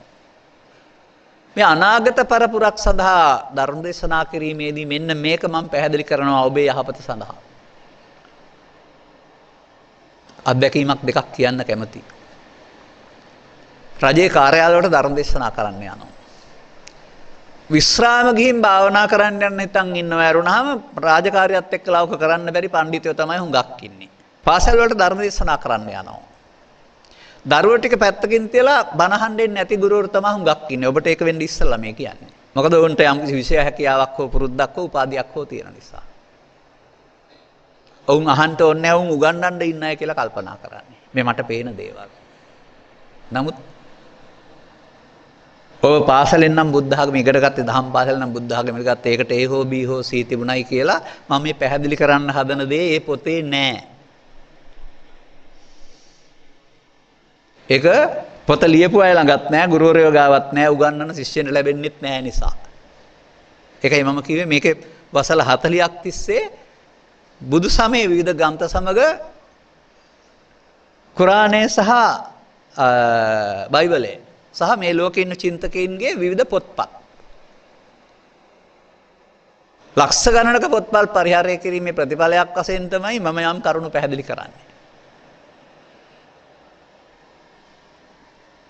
එබැවින් අපි මම මේ පෙන්වන්න හදන කරුණ ඉතා සරල දෙයක්. පළමු පාපේ බාල පැත්ත. ඇතැම්හු කියනවා අපායේ තියෙනවා, ඇතැම්හු කියනවා අපායේ නැහැ කියලා. ඇතැම්හු වැවුරු කන්නලා හරි වෙරහෙනේ හරි නැත්නම් මාතලේ පැත්තේ ඉන්නවා නම් මකවට යමුනේ හරි ගිහින් බලලා අර අඹලා තිබෙන ලෝදිය හැලිය කියාත් ඒ ටික තමයි අපාය කියලා හිතන් ඉන්නවා තියනවා කියලා. මෙහෙම එකක් පොළොව යට තියෙනවා කියලා ඇතැම්හු හිතනවා. කවුරු හරි මේ පොළොව යට කැණීම් කරනකොට මොකක් හෝ ශබ්දයක්, ශබ්ද තරංගයක් ඇහෙනවා. පස් අතර පෙරතර වීමක් හරි මොකක් හරි. පාංශු තට්ටුවල. ඒක වුන් මොකද දන්නේ නැහැ. ඒක මනුස්ස කටහඬක් විදිහට උපකල්පනය කරලා පොළොව යට අපායක් තියෙනවා කියලා මිත්‍යාවක් මේ සමාජයට උගන්වනවා. දිව්‍ය ලෝකේ උඩ තියෙනවායි කියලා තමයි. ඊට උඩින් බ්‍රහ්ම ලෝකේ කියලා තියෙනවා. මේ පෙන්වන්නේ කිලෝමීටර් මත්වින් පහළ උඩ කියන එක නෙවෙයි. අපේ මානසිකත්වයට වඩා පහළ මට්ටමක් තිබෙනවා, අපේ මානසිකත්වයට වඩා ඉහළ මට්ටමක් තියෙනවා. ඒක තමයි ඔය පහළ ඉහළ කියලා කියන්නේ. හැබැයි කවුරුත් තියෙන අපායකට යන්නේ නැහැ. ජීවත් වෙන්න ගිහින් මිනිසුන් තමයි යන්න ඕන අපාය හෝ දිව්‍ය ලෝකේ හෝ බ්‍රහ්ම ලෝකේ හදාගෙන යන්නේ. තියෙනේවට යන්නේ නැහැ, හදාගෙනයි යන්නේ. එහෙනම් අන්න හදාගන්න නැතුව ඉන්න ජීවත් වෙන්න ඕන. ඒක තේරෙනව අඩුයිනේ. මම උදාහරණයක් දෙකක් අරන් කියන්නම්. මට මුණ ගැසෙනවා කතාවක්. මේ කතාවේ පුද්ගලයා දුප්පතෙක්. ගඟක් අසල ජීවත් වෙන්නේ ජීවනෝපාය ගඟට ගොස් මාළු අල්ලන එක. දැලට මාළු ටික කොටු කරගෙන ගෙනත් ගෙදර බිම හලලා බිරිඳත් එක්කලා එකතු කරලා ඉරට නැත්නම් අර අමුණනවා සතාගේ වෙන්ගෙන් වශයෙන්. බයිසිකලේ ගොඩ වෙලා ගම පුරා විකුණගෙන ජීවත් වෙනවා. මරණයක් මගුලක් වුණ දවසට ගම පුරා ඇවිදින්න ඕන නැහැ. ඒ ගෙදරට ඔක්කොම ටික දීලා මුදල් ගන්නවා. කල් යනකොට මේ පුද්ගලයා අසනීප වෙලා සිහි විකල් වෙනවා. දැන් ගෙදර ඉන්නවා සාලෙට වෙලා ඉඳගෙන බිරිඳ තමයි උපස්ථාන කරන්නේ. දැන් අර ගෙනත් දාපුවම මාළු ටික මොකද කරන්නේ? මේ ස්ටොප්පේ නැත්තම් එයාගේ සාලේ තමයි ඉස්සෙල්ලා දාලා අහුලා ගත්තේ. කලක් මේ වැඩේ කළා. දැන් බිරිඳට කියනවා මේ මාළු ටික අල්ලලා දෙන්නකෝ. දැන් මාළු ගෙනත් නැහැ. මෙයාට මාළු පේනවා බිම ඉන්නේ නැද්දි. බිම වැටලා ඉන්නවා. දැන් කොහෙන්ද මේ මාළු පේන්නේ? මාළුන්ට අර හිරිහැර කරපු එක තුළ මානසිකත්වයට ඇවිදින් දැන් බාහිර මාළු නැති වුණාට මනසින් මාළු පේනවා නේද? දැන් දුක් විඳලා මියන්න උනොත් ඊට පස්සේ මාළු අල්ලන ජීවිතයකට යන්න යන්න අපාය හදාගත්තේ අර මාළුන්ට අර කරදරේ කරලා නෙවෙයිද? හීනෙන් ඔබ පසුපස සර්පෙක් පන්නන විට ඔබට කෑ ගැහුවට කෑ ගැස්ස වෙන්නේ නැහැ, දිව්වට දිවෙන්නේ නැති වුණාට බය නැද්ද? එතකොට මේ දුෂ්ටකම් කරලා මනෝ ලෝකේ හදාගත්තොත් ලෝකයක් ඒක නෙවෙයිද ජීවිතෙන් එහා පැත්තට හදාගන්න අපායේ? මේක පැහැදිලි කරලා දෙන්න අපේ දේශකින් වහන්සලා සමත් නැතිකම තමයි මේ සමාජයේ පවට මේ තරම් බය නැති වුනේ. අන්න තමන්ගේ හදවත තමන්ට වග කියන්න ඕන. රජය නීතියටම හොරෙන් කරන්න පුළුවන්. නමුත් මේ හිතට හොරෙන් කරන්න බෑ. නරක පැත්තක් කළොත් ඒ මනෝලෝකයේ බවට පත් වෙනවා. අන්න ඒ නිසා ජීවිත අවසානයේ ඔහුට මතක් වෙන්නේ මේ පැත්ත වැඩිපුර. අර දැන් අර පුද්ගලයාට නිින්ද ගියාම පේන්න ගන්නවා කිව්වේ. අන්න ඒ වගේ. මේ වගේ කතා 100ක් විතර මගේ ළඟ තියෙනවා. එහෙනම් අන්න ඒකෙන් උගන්වනවා සමාජයට ජීවිතේ මුලදිම තේරුම් ගන්න. අගට යනකල් මේක හදාගන්න එපා. හදාගත්තොත් හදාගත්ත අපායට යන්න වෙනවාමයි. අන්න අර්ථයෙන් නම් අනුශාසනා කරනවා අපාය හදාගන්න අවශ්‍ය ධර්මයෙන් අනුශාසනාව නැතුව යනවා පාසල් අධ්‍යාපනයේ. අර පෞපේ පාකස විශ්වාසය නැති වුනහම හොරකම් කළාට කමක් නැහැ. අල්ලස් ගත්තට කමක් නැහැ. ආත්මාර්ථය ඉස්මතු කරගෙන මේවා කරාට කමක් නැහැ කියලා ඒ පැත්තට යනවා. ඔහු විතරද ආධ්‍යාත්මික වශයෙන් පිරිහෙන්නේ? රටක් ජාතියක් ආගමක් සම්පූර්ණයෙන්ම පරිහානිය කරා නෙවෙයි යන්නේ මේ අය වැඩි වුණොත් එහෙම. අපරාධ පව් කරන අය වැඩි වෙනවයි කියලා කියන්නේ රටක හානිය විනාශය. නීතියනුත් අවම කරන්න ඕන, පව් විපාක විශ්වාසයනුත් අවම කරන්න ඕන. ඊට එහා ගිය ධර්මයකින් තව අවම කරන්න තියෙනවා තේරෙන අයට. මෙන්න පළවෙනි පියරකින් මම ඔබට පෙන්වන්නේ මේ දුෂ්ට හැඟීමකින් යුක්ත පදුට්ඨ ජිත්තිතෝ කියලා කියනවා. තේරෙන භාෂාවෙන් කියනවා නම් තරහින් නැත්නම් ලෝභයෙන්, ද්වේෂයෙන්, මෝහයෙන්. ලෝභයෙන් කියනවා ඇලීමට, ද්වේෂයෙන් කියනවා ගැටීමට, මෝහයෙන් කියනවා මුලාවට. මේවා ඔබ නෙමෙයි, ඔබේ කය නෙවෙයි. මේ ඔබේ උපදින ඒ මොහොතේ උපදින හැඟීම්. ඔබ මේ හැඟීම් වලට වසඟ වෙලා නොවේද කටයුතු කරනවා නම් කරන්නේ? ඔබ ඒවක් කරන අය දැකලා තියෙනවා නම් මීට ඉස්සර වැඩිහිටියෝ. මේ යහපත් කයෙන්, මේ යහපත් ඇඳුමකින්, මේ යහපත් මානසිකත්වයෙන් ඉන්න ඔබට ඒ මොහොතට ආපු මේ හැඟීම නිසා ඉන්නවා මැරෙනවා පේන්නේ නැති ඔබ කවුද කියලා අමතක වෙන තැනකට එනවා නේද? ඒක ආවේශයක් නේද? යක්ෂාවේශයක් කියන්නේ වෙන කොහොමවත් ඉන්නේ යකගේ ආවේශයක් නෙවෙයි. Taman තුල සංගවා ගත්තා වූ දුර්ගති ගුණයක් ඔබේ ඉස්මතුවට ඇවිදින් ඔබව පාලනය කරන්න හදන එක. එබැවින් දැන් තේරුම් ගන්න. ජීවත් වෙන්න ගිහින් සමාජයට මෙහෙවරක් කරමින් සතුට වෙන්න පුළුවන් වෙලා ඒකෙන් ලැබෙන වැටුපකින් ජීවත් වෙනවා නම් ඔහුගේ සිත ওই පැත්තට නෙමෙයි යන්නේ. නින්දේ වුණත් කල්පනා කරන්නේ අම්මට තාත්තට අසරණයන්ට සාසනයට දුප්පත් අයට උදව් කරන්නේ කොහොමද කියන යහපත් මානසිකත්වය. පාරේ යන මිනිස්සෙකුට කෙසෙල් කණක් දැකලා අපා ගන්න හිතුනොත්, පාරේ යන මිනිස්සෙකුට කුඩයක් තිබිලා හොරෙන් අරන් යන්න හිතුනොත්, ඔහුට නිින්ද ගියාම කරන්නේ හොරෙන් කෙහෙල් කන් කපන එක නැත්නම් කුඩේ හොරකම් කරන එක. අර මේ කරන වැඩේම මනෝද්වාරයට ක්‍රියාත්මක වෙනවා බාහිර උදව්ව නැතුව. ඒක ඔබ හදාගන්න ඔබේ ලෝකේ නේද? හදාගත්තොත් මේ ලෝකයෙන් මිදෙන්න බෑ. මෙහිදී මනෝ ලෝකේ පමණයි. ජීවිතෙන් එහා පැත්තට මේ මනෝ ලෝකයට තමයි වැටෙන්නේ. ඒක පොළොව යට නෙවෙයි තියෙන්නේ. ඒකට ඉඩකඩ අවශ්‍ය නැහැ. ඒක හදාගත්ත කෙනාට තියෙනවා. මේ නිසා තමයි ඔය අජගර සට්ටිකුට්ට වැනි പ്രേත කතාවල බුදුන් වහන්සේ වදාරන්නේ මං වුන් දුක් විඳිනවා දැක්කා ලෝකයා පිළිගන්නේ නැති නිසා මම කියන්නේ නැහැ කියලා. ඊට පස්සේ ඔය මොගලන් මහරහතන් වහන්සේ අනේ ඇවිදින් කිව්වහම ඒක දැක්ක බව කියලා තියෙනවා. අර මනෝ ලෝකයක් හදාගෙන ආසියවස් ගණනාවක් මේ වේදනාවෙන් විඳින අය. ඒ නිසා ඒක පොළොවට තියනවා කියලා පෙන්වන්න බෑ. ඒක ඥානවන්තයින්ට හදලා පෙන්වන්න පුළුවන්. තමන් කරන ක්‍රියාකාරකම් තුළ මනසේ සිදුවෙනා වූ පරිහානිය හානිය තුළ ඔහුගේ අනාගතය තීරණය වෙනවා. දැන් තමන්ට තමන් වග කියන්න වෙනවා තමන් හදාගත්ත කපායකට යනවා. තව ටිකක් කල් යනකොට තේරෙවි අපාය විතරක් නෙමෙයි මේ මිනිස්සු දිව්‍ය ලෝකෙත් හදාගෙන යන්නේ බ්‍රහ්ම ලෝකෙත් හදාගෙන යන්නේ. මේ ලෝකේ තියෙන දේවල් නෙමෙයි තමන් විසින් කර්මානුරූපව හදාගන්න දේවල්. හදාත්තොත් තියෙනවා. ඒක ටිකක් ගැඹුරු කරුණක් නේ. එබැවින් මේ මානසිකත්වය අතහැරලා දමා ඔබට දරුවන් වෙනුවෙන් මෙහෙවර කරන්න මව්පියන් ගැන බලන්න ශාසනය ගැන සමාජ සේවා කටයුතු කරන්න ඔබේ මානසිකත්වය රුණොත් එතකොට ඔබට නිින්ද ගියත් කල්පනා වෙන්නේ කාට හරි උදව් උපකාර කරන්න. ඔබ තරුණ පරපුරක් වර්තමානයේ ලංකාව පුරා තියෙන ආ වූ ආරණෝන තැන්වල ලස්සන පින්තූර ගොඩක් ඇන්දේ. අයහපත් මානසිකත්වය කියන්න පුළුවන්ද? කොතරම් හොඳද? ඔය ASCII Facebook සාදවලට ගිහින් මත්පැන් අරගෙන විනාශ වෙන්න ගිය 5% විතර පිරිසකුත් ඉන්නවා. ඔබ වුන් අතරටපත් නොවේවා යන්න මගේ ප්‍රාර්ථනයයි. ඔවුන්ට සිදුවෙන ඉරණම දැකලා අනිත් අය ඉගෙන ගන්න ඕනේ ඒක නොවෙන්න. පුවත්පත්වල මේ දවස්වල මේ ප්‍රචාරය වෙනවා Facebook ඔස්සේ හදා ගන්නා වූ Facebook සාදවල තියෙන දුරාචාරය සහ නැත්තම් Tamanගේ ශාරීරික සිදුවෙනා වූ හානිය විනාශය ඔවුන් ජීවිත විනාශ කරගන්න පාර යන අය. නමුත් බහුතරයක් එතන නෑ කියන එක අර ලංකාව පුරා ඇඳපු සිතුවම් වලින් අපි පිළිගන්නවා. ඔවුන්ගේ අනාගතය ඊට වඩා හොඳ වෙන්න ඕන නැද්ද? නමුත් මම මේ කියන කාරණාව ඔවුන් කී දෙනාද දන්නේ? Taman ගත කරන ජීවිතය තුළ Tamanගේ මනසට එන්නා වූ මේ දුස්චරිතවත් බව තුළ ඔහුගේ අනාගතයේ තීරණය බැවින් ඔහු යන්නේ හදාගත්ත අපායකට කියලා තේරෙනවා නම් එහෙනම් ළමා කාලයේ තරුණ කාලයට එන විට එතනින් එහාට අපායක් හදාගන්න ඉති ජීවිතයක් ගත කරන්න තීරණය කරනවා නේද?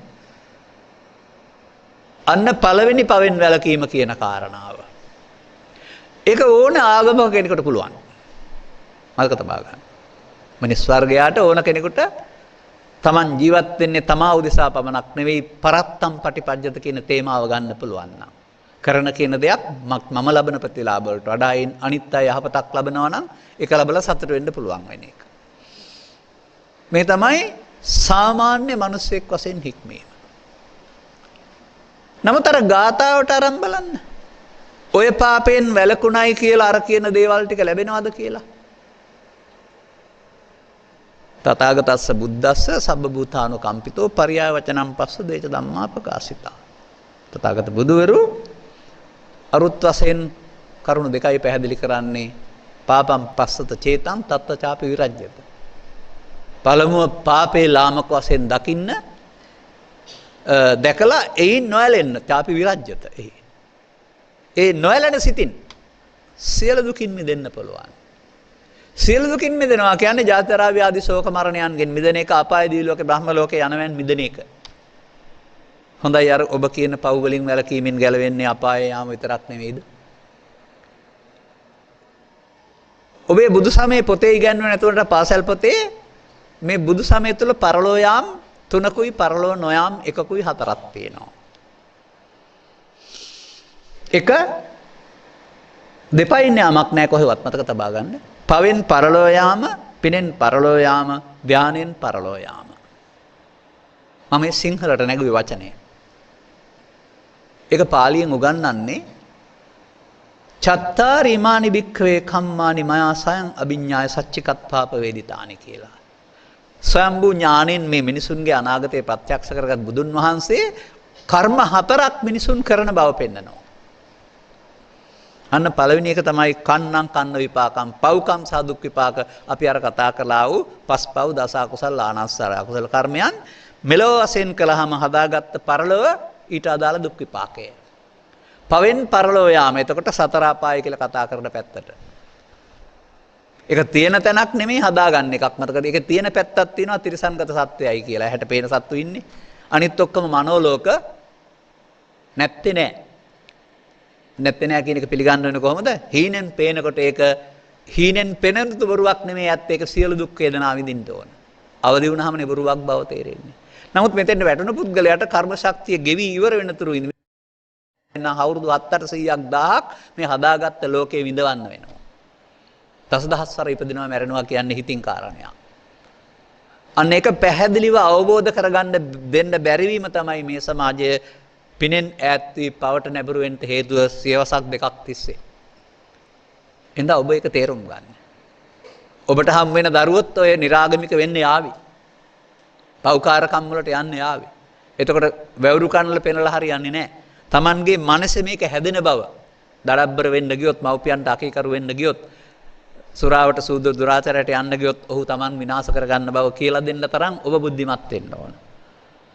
ඒකයි දරුවන්ට ආදරය දක්වලා ගලව ගන්න ඕනේ කියන්නේ. දරුවෝ කියන්නේ ජීවත් වෙන අය නෙවෙයි ජීවත් වෙන්න සූදානම් වෙන අය. මම නම් දකින්නේ 18න් පස්සේ තමයි ජීවත් වෙන්නේ කෙනෙක්. 18 දක්වා ජීවත් වෙන්න ඉගෙන ගන්නවා. ඒ ජීවත් වෙන්න ඉගෙන ගන්න කාලේ 15 20 අතර මෙන්න මේක පෙන්වන්න පුළුවන් නම් එහෙනම් මේ ජීවිතය තුලමයි බුදුසමයේ අමාරුවේ වැටෙන එක සහ ගැලවෙන එක දෙකම තියෙන්නේ. බුදුසමයේ ජීවිතයක් තුල නොදැන ගත කළොත් අමාරුවේ වැටෙන එක විතරයි සිද්ධ වෙන්නේ. දැනගත්තොත් අමාරු වැටෙනකින් ගැලවෙන්නේ ඒක දෙකම ජීවිතය තුළ කරන්න පුළුවන් දෙයක්. අනිසා ඔබේ වයස හොඳයි. ඔබ අමාරුවේ තව වැටිලා නැහැ. ටිකක් වැටිලා තියෙන්නත් පුළුවන්. නමුත් සම්පූර්ණයෙන්ම අමාරුවේ වැටිලා නැහැ. එහෙනම් දැන් තේරුම් ගන්න පුළුවන් නම් අමාරුවෙන් ගැලවෙන ජීවිතය ගෙන යන්න පුළුවන් ඔබට. අනේකයි අර ආච්චිලා සීලට බණ කියනවට වඩා ඔබ ආමන්ත්‍රණය කරන එකේ වටිනාකම. ඔබත් ඒක තේරුම් ගනීවි. ඔබෙන් සිප්ස්කිරිප් බොන්නට එන ඉදිරි දරපරපුර අර දඩබ්බර පරිසරයට අනේක පාපකාරී පරිසරයට අනේකින් වන් වෙන්නට ඔබට නියෝජිතයන් බවට පත් වෙන්නට තානාපතිවරු බවට පත් වෙන්න පුළුවන්. මගේ නෙවෙයි සත්‍යය මතක තබා ගන්න. ඒක අර කතාවෙන් කියුණා පවෙන් පරලෝ යාම තමයි අපි කතා කළේ. එතකොට සතර අපාය. හොඳයි යහපත් දේවල් කරමින් මානසිකත්වයක් හදා ගන්නවා. මම මේක කියන්නම් එතුමන් මගේ හිතවතෙක් නිසා මට ලැබෙනවා කර්මය සහ පුනර්භවය කියලා පොතක් මහනුවර මහරෝහලේ වෛද්‍ය විශේෂඥවරයෙක් ඉබ්බී ජයසිංහ මහත්මයා. මේ පොත මම වසර 15කට විස්තර ඉස්සලා කියවන්නේ. එතුමන් දැන් මේ ලෝකේ බණ අහලා රටේ බණ අහලා ලෝකෙන් පොත් ගෙනල්ලා ඉංග්‍රීසියෙන් සිංහලට පරිවර්තනය කරලා ඔක්කොම පැත්තකින් තියලා මගේ ධර්මදේශන අන්තර්ජාලයෙන් අහන කෙනෙක් බවට පත් වෙලා මට කතා කරනවා නිරන්තරයෙන්. මට කතා කරපු දවසේමත් මම ඇහුවේ මම ඉබ්බී ජයසිංහ කියලා කතා කරන්න කියලා මම ඇහුවා කර්මය සහ පුනර්භවය පොතේ කතෝරයා දෙහෙනම් කියලා. ඔව් කිව්වා. මම එහෙනම් ඔතුමා දන්නේ බොහොම ඉස්සර කියලා කිව්වා. එතුමන් පරීක්ෂණයක් පවත්වනවා. මේ පරීක්ෂණය තිබෙන්නේ ගමක හැදිච්ච දුප්පත් පුද්ගලයෙක් පිළිබඳව. නමුත් දුප්පත් කියලා නෑ මරණයේදී මගුලේදී හැම එකේදීම මිනිස්සුන්ට උදව් කරන එක කරන්නේ. ආත්මලාභයකින් තොර උදව් උපකාර කරන එක කරන්නේ. ඔහුට හැදුනා වූ අසනීප තත්ත්වයක රෝග නිදානය හොයන්න බැරුව ඔහු මෝහණයටපත් කරනවා මේ වෛද්‍යවරයා. මෝහණය ඔස්සේ හොයාගනු ලබනවා ඔහුගේ පෙර ජීවිත. ඒ පෙර ජීවිතයක් තමයි මේ කතා කරන්නේ. ඔහු කියනවා ජීවිතය අවසානයේ මරණයටපත් වෙන්න යනකොට මේ හොඳ බොහෝ දේවල් කරපු නිසා Tamanda ඕන අම්මා තෝරාගන්න පුළුවන්කම තිබුණා මව්කුසේ ප්‍රතිසන්දි ලබන්න කියලා. අන්න යහපත් පැත්තේ හැටි. ඒ නිසා උඩරට රට පරම්පරාවක මවක් තෝරාගෙන ගිහින් ප්‍රතිසන්දි ලැබුවයි කියලා කියනවා. රදල පරම්පරාව උපත ලැබලා ජීවත් වෙලා ඊට පස්සේ වැඩවසම් ක්‍රමයට යමින් මිනිස්සුන් තලා පෙලා හරි හම්බ කරන එක සුරාව සූදු දුරාචාරය ආගම් බවට පත් කරගෙන ජීවිතය ගත කරනවා. අර යහපත් දේ වෙනකොට අයහපත් දේ පුරවගෙන ජීවිත අවසානයේ මේ යනවා එදාට අම්මා තෝරගන්න බැරි වුණයි කියනවා ඇදිලා ගියා වගේ දැනෙනවා පේනවා කියනවා මහත් කර්කස ප්‍රදේශයකට. අනුරාධපුරයේ පැත්තේ උපදිනවා ගිහින් උපදිනවා හැන්දෑවට බීලා එන්න තාත් එක්ක ගෙදර. වීලාවේදීන් ඔක්කොම ගහන්න හොයනවා. අම්මයි දරුවෝයි කැලේ පැනලා තමයි බේරෙන්නේ.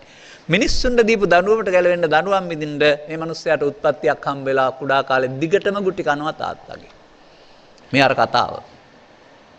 දැන් එතකොට එකම ජීවිතයේ දෙපැත්ත තියෙනවා නේද? ඔහු සමාජ මෙහෙවර කරන්න ගිය පුද්ගලයාට ඔහුට හොඳ පැත්තක් හම්බ වුණා. අර වැරදි කරපුවාම මේ පැත්ත හම්බ වෙනවා. මේක තමයි බුදු සමයෙන් පෙන්වන්නේ. රජයේ නීතිය වගේ විශ්‍රාම ගියාම ඉවර වෙන්නේ නැහැ. උසාවියේ නීතිය වගේ උසාවියෙන් නිදහස් වෙලා හිරෙන් නිදහස් වෙලාම ඉවර වෙන්නේ නැහැ. සසරේ අනාගතයත් මේක බලපානවා. ඒක තේරුම් කරලා දෙන්න ඔබේ දැනුම ප්‍රමාණවත් නැතුව ඇති මම ඉස්සරහට කියන්න. නැත්තම් මගේ වෙබ් අඩවිය කියලා යන්නම් හොයාගන්න. මේ පුනර්භවය පිළිබඳ තේරුම් ගන්න, පුනරුත්පත්තිය පිළිබඳ තේරුම් ගන්න පුද්ගලයෙක් වශයෙන් ඉගෙනගෙන බෑ. ඔබ මාළඟ පුද්ගලයා ඉක්මවා ගිය ගැඹුරු දහමක් තියෙනවා. අන්න ඒක තුල තමයි මේ පැවැත්ම විග්‍රහ වෙන්නේ බුදුන් වහන්සේ. දැන් එහෙමනම් අන්න යහපත් චේතනා තුල සිතේ හැදෙන්නා වූ යහපත් ලෝකයක් ජීවිත අවසානයේට මේක આવොත් එහෙම කය ඇතෑරුණාම මනුස්සින් අතරම උපදින්න පුළුවන්. ඒකට අවස්ථා තුනක් පෙන්නනවා. මේ දානය සහ සීලය කියනා වූ දෙක යහපත්ව කරනවා නම් අල්ප වශයෙන් කළොත් අනාගතය මනුස්ස දෝභග්ගං දුර්භාග්‍ය සම්පන්න උත්පත්තිය. මධ්‍යම ප්‍රමාණයෙන් කරනවා නම් දානය සීලය මනුස්ස සෝභග්ගං උපතින්ම යාන වාහන අඩුවක් නැති ඉස්කෝලේ යන්න සපත් සිරප්පු අඩුවක් නැති පයින් යන්න ඕන නැති අම්මලා තාත්තලාට තියෙන දරු.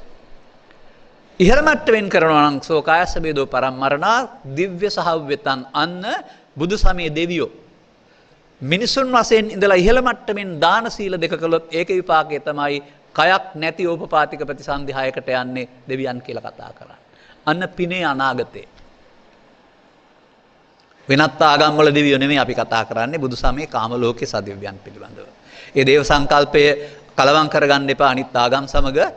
අනිත් ආගම් වල දෙවියන් විශාල වෙන්න පුළුවන්. බුදු සමයේ දෙවියන් කියලා කියන්නේ අපි තරම්වත් හොඳ අය නෙමෙයි සරණාගතයෝ ටිකක්.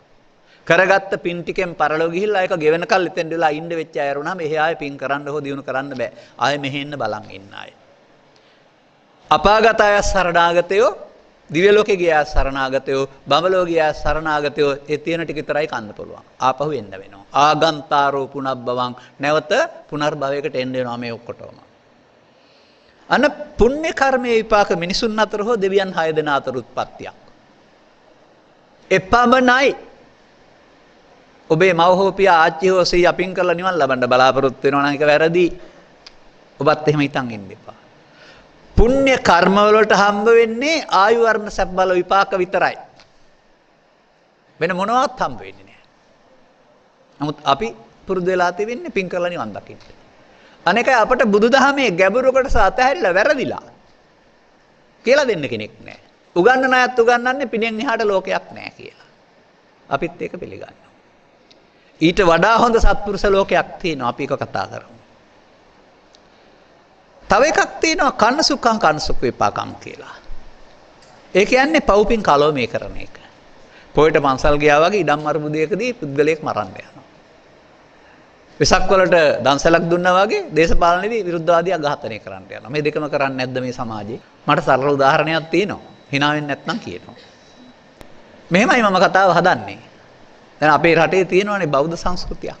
මේ සංස්කෘතියේ වෙසක් පොසොන් ඇසල දුරුතු ලස්සන පෙරහැරවල් තියෙනවා. ඔබත් සහභාගී වෙලා ඇති ළමා කාලේ නැත්නම් නරඹලා ඇති. මේ පෙරහැරේ කසකරුවා ගිනිබෝල කරුවාගේ පටන් නැට්ටුවා එහෙම නැත්නම් ඇතා අලියා දරුවා දක්වා පිරිසක් යනවා දිගටම. මේ පෙරහැර වීදි සංචාරය කරන වෙලාවට පොලිස් නිලධාරීන් ටිකක් මේ පෙරහැර නවත්තලා බැලුන් ටිකක් දුන්නොත් මේ අයට පුම්බලා බලන්න. ඒ මොකටද? බැලුන් පිම්බේ තරගයකට නෙවෙයි. ඔය වාහන නවත්තලා පොලිස් නිලධාරීන් බැලුන් දෙන්නේ මොකටද? පෙනහළු වල මධ්‍යසාර වාෂ්ප තියනවද බලන්න. දීලාද බලන්න. දැන් අර පෙරහැරේ මත්පැන් නොබී ඉන්නව ඇත්තේ කුඩා දරුවෝයි ඇත්තු අලු ටිකයි විතරයි. ඒ අපේ පෙරහැරක ඇත්ත. ඒ කියන්නේ පෙරහැර පිටිපැත්තෙන් පින්කමක් වුණාට ඇතුලෙන් පව්කමක්. අපි දන්නේ නැහැ මේවා මායя කරලා දෙන්නේ කියලා. මායя කියන්නේ පුද්ගලයෙක් නෙමෙයි යහපත් දේ මුවාවෙන් අයහපත් දේවල් කරන එක. ඒ නිසා අපි මේ ඉන්නේ පිටින් පෙන්නන හොඳ මට්ටමක් නෙමෙයි ඇතුළත තියෙන්නේ. ඒකට පව්පින් කලෝමේ කරනවායි කියනවා. ඒ ගැන විස්තර කරන්න මට වෙලාවක් නැහැ. තව එකක් තියෙනවා බුදුන් වහන්සේ 15 වෙනි පෙර සමාජයේ කැලේට ගිය අය පව්පින් දෙකට එහා ගිය කර්මයක් කළා. ඒකට කියන්නේ ධාන කර්ම කියලා. පාප කර්ම, පුණ්‍ය කර්ම, ධාන කර්ම. මේකට නම් තුනක් තියෙනවා. අපුඤ්ඤාභි සංකාර කියනවා පාප කර්මයට, පුඤ්ඤාභි සංකාර කියනවා පින්කමට, ආනිජ්ජාභි සංකාර කියනවා ධාන කර්ම වලට. ධාන කර්ම කරපු අයත් මේ පරලෝකෙහින් රූපී අරූපී බඹලව 20ක් තියෙනවා 16යි 4යි. 16 රූපී ධාන වලට 4 අරූපී ධාන වලට උපතිනවා. මෙන්න මේ අපාය 4යි මනුස්ස ලෝකේ, දිව්‍ය ලෝකයි, බඹලෝ 20යි කියනවා සංසාරය. මෙහෙන් හදාගෙනයි ඔක්කොම යන්නේ. මතක තියා. එහි තියෙන තැන් වලට කවුරුත් යන්නේ නැහැ. මෙහෙන් පව් හදාගත්තොත් හදාගත්ත අපායට යනවා. මෙහෙන් පින් එකතු කරගත්තොත් පිනේ උපාදානය තුල කාමසුගතිය උපදිනවා. මෙහෙන් ධානයෙන් ගියොත් ධානයේ පරලෝ ගිහින් ධානයෙන් බඹලෝ උපදිනවා. හොඳයි පව් නැත්නම් අපායේ තියෙයිද? පින් උපාදාන නැත්නම් දිව්‍ය ලෝකේ තියෙයිද? ධාන උපාදාන නැත්නම් බඹලෝ තියෙයිද? සත්‍යයක් සසර ඇවිදින්න ඉතුරු වෙයිද කර්ම නැත්නම්? ඔබ අහලා තියෙනවද කම්මක්ඛය දුක්ඛක්ඛය කියලා පදයක්? කර්මක්ෂය කිරීමෙන් සියලු දුක් ඡය වේ. දැන් මං කර්ම තුනයි කීවේ. කන්න කර්ම, සුඛ කර්ම, කන්න සුඛ කර්ම තුනයි ඉතුරු එක කියලා නෑනේ. අන්න ඒක තමයි අපේ බෞද්ධයෝ තාම දන්නේ නැත්තේ. බුදුරජාණන් වහන්සේ හෙළි කළේ එයයි එය මේ සමාජයේ හැමෝම දැනගන්න ඕන. පාලියෙන් කියන්නම්. අංගුත්තර නිකායේ සප්තකම්ම සූත්‍ර කියලා මේවට කියන්නේ හතක් එකට තියෙනවා. හතම එකට අරන් තමයි මම මේ කෙටි කළේ. අත්තිබික්කවේ කම්මං අකන්නං අසුකං අකන්න අසුක්ඛ විපාකං කම්මක්ඛයා සංවත්තති. මහණෙනි තවත් කර්මයක් තියෙනවා. ඒක කලුත් නෑ කලු විපාකත් නෑ. ඒකෙන් කියන්නේ පවුත් නෙමේ පව් විපාකත් ඒකේ නෑ.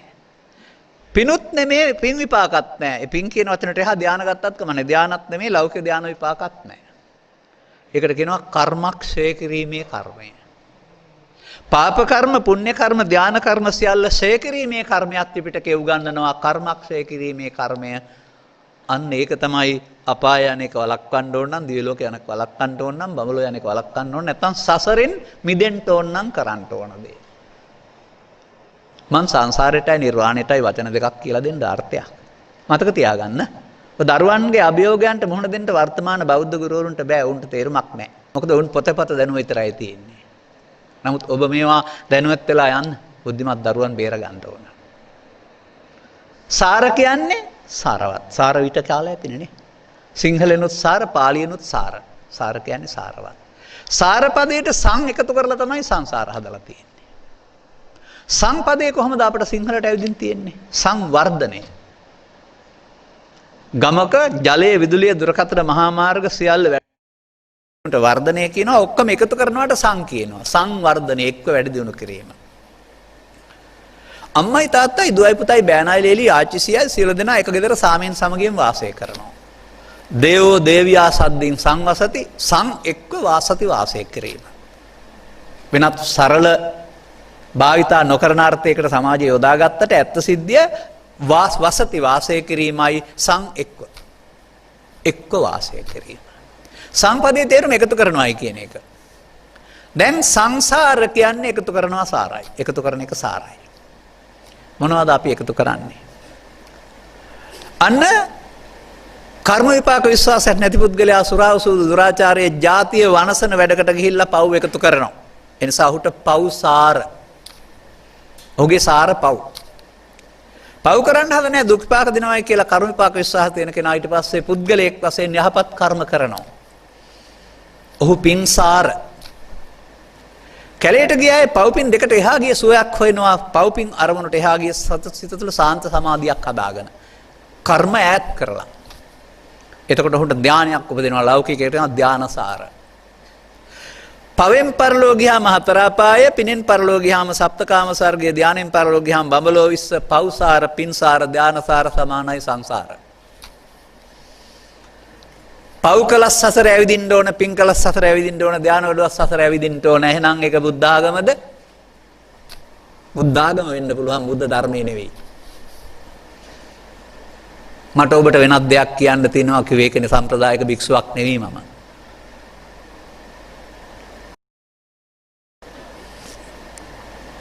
මේ බුදු සමය බුද්ධිවතුන් සඳහා. මමත් එහෙම කෙනෙක්, මගේ ශිෂ්‍යොත් එහෙමයි. හොඳ නුවණක් තියෙන්න ඕන මේ ගැඹුරු කොටසට යන්න. ඔය අතපත ගන්න බාහිර බුද්ධ ආගම නිකම්ම පිනින් පරලෝ යාමක් විතරයි. ඒක නිවන් මඟ වැසුණෙන් පස්සේ හදපු එකක්. ඒකේ ධර්මයේ නෑ, කර්මයේ තියෙන්නේ. කර්මය නෙමෙයි ධර්මය කියන්නේ. ඔන්න මම වචන ගලපනවා. පාප කර්ම කරනවා ඒ පුද්ගලයා. එතකොට පවෙන් පරලෝ යන. එහෙනම් ඔහුට උදව් වුණේ පාප කර්ම. එහෙනම් පාපං සරණං ගච්ඡති. පාපේ සරණ කරගෙන යනවා පරලෝ. පින කරනවා පාපයෙන් අතහැරලා. එතකොට ඔහුට පුඤ්ඤං සරණං ගච්ඡති. පිනෙන් ඔහු පින සරණ කරන ඔහුට යන්න සිද්ධ වෙනවා. ධානය සරණ කර ගන්නවා. ධානයෙන් පරලෝ යන්න සිදෙනවා. ධානං සරණං ගච්ඡති. පාපං සරණං ගච්ඡති පුඤ්ඤං සරණං ගච්ඡති ධානං සරණං ගච්ඡති සමාමයි ධම්මං සරණං ගච්ඡති නෙවෙයි කම්මං සරණං ගච්ඡති. අපට තියෙන්නේ කම්මං සරණං ගච්ඡාමි වල නරක එකයි හොඳ එකයි විතරයි. කෝ ධම්මං සරණං ගච්ඡාමි නෑනේ මේ තුනේම. මේ තුනේම කර්මයේ අනාගත විපාක වලින් නිදහස් වීම සඳහා බුදුන් වහන්සේ එලිකල රහස ධර්මයයි ඒටයි ධම්මං සරණං ගච්ඡාමි කියන්නේ. කටේ කිරිසුඳ යන්න ඉස්සර දහම් පාසල් ගින් ඕඩිය පන්තියේදී අම්මත් එක්කලා පන්සලට ගිය වෙලාවේ ධම්මං සරණං ගච්ඡාමි කියන්නේ නැති. අද වෙනතුරු ඒකේ අර්ථය හොයලා නැහැ අර්ථය දන්නෙත් නැහැ. එනම් හොයා ගන්න වෙනවා. පවෙන් පරලෝ යන එක වළක්වන්න, පිනෙන් දිවි ලෝක යන එක වළක්වන්න, ධානයෙන් බඹ ලෝක වළක්වන්න මේ තුනේම තියෙනවා මේ වරදක්. මේ තුනේම වරදක් තියෙනවා. ඒ වරද සිදු නොවෙන්න තමයි ධර්මය ඕන වෙන්නේ. එබැවින් දැන් මම එකක් පෙන්වුවා ඔබට. පුද්ගලයෙක් වශයෙන් ගත් කල පස්පව් දස අකුසල අනන්තරය අකුසල කර්මයන් පාපය. නමුත් ඒ පාපයෙන් අපාය යන එක විතරයි වළකින්න පුළුවන්.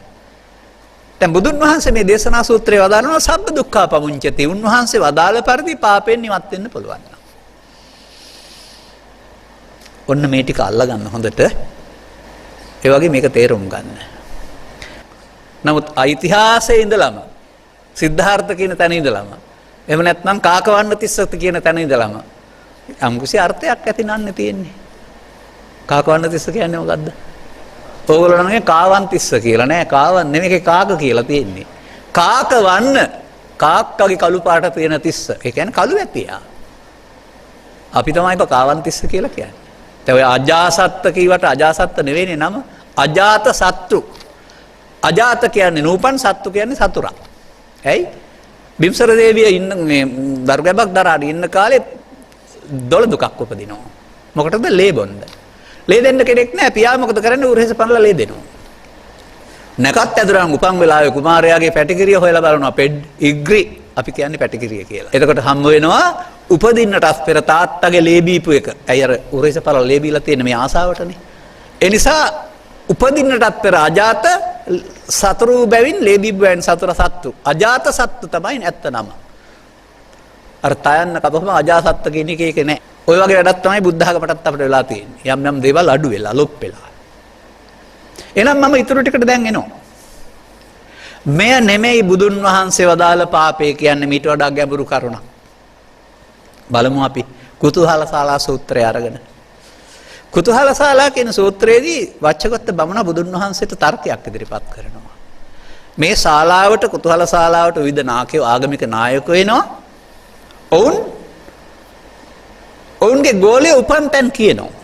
ඔබ වහන්සේත් එහෙම රට පිළිගත් ආගමික නායකයෙක්. ඔබ වහන්සේ සමහර අය උපන් තැන් කියනවා. සමහර අය දුක් නැති කරගත්තා, ආශ්‍රෝෂය කරගත්තා කියනවා. යන උපන් තැන් කියන්නේ නැහැ. මට මේක ගැටලුවක්.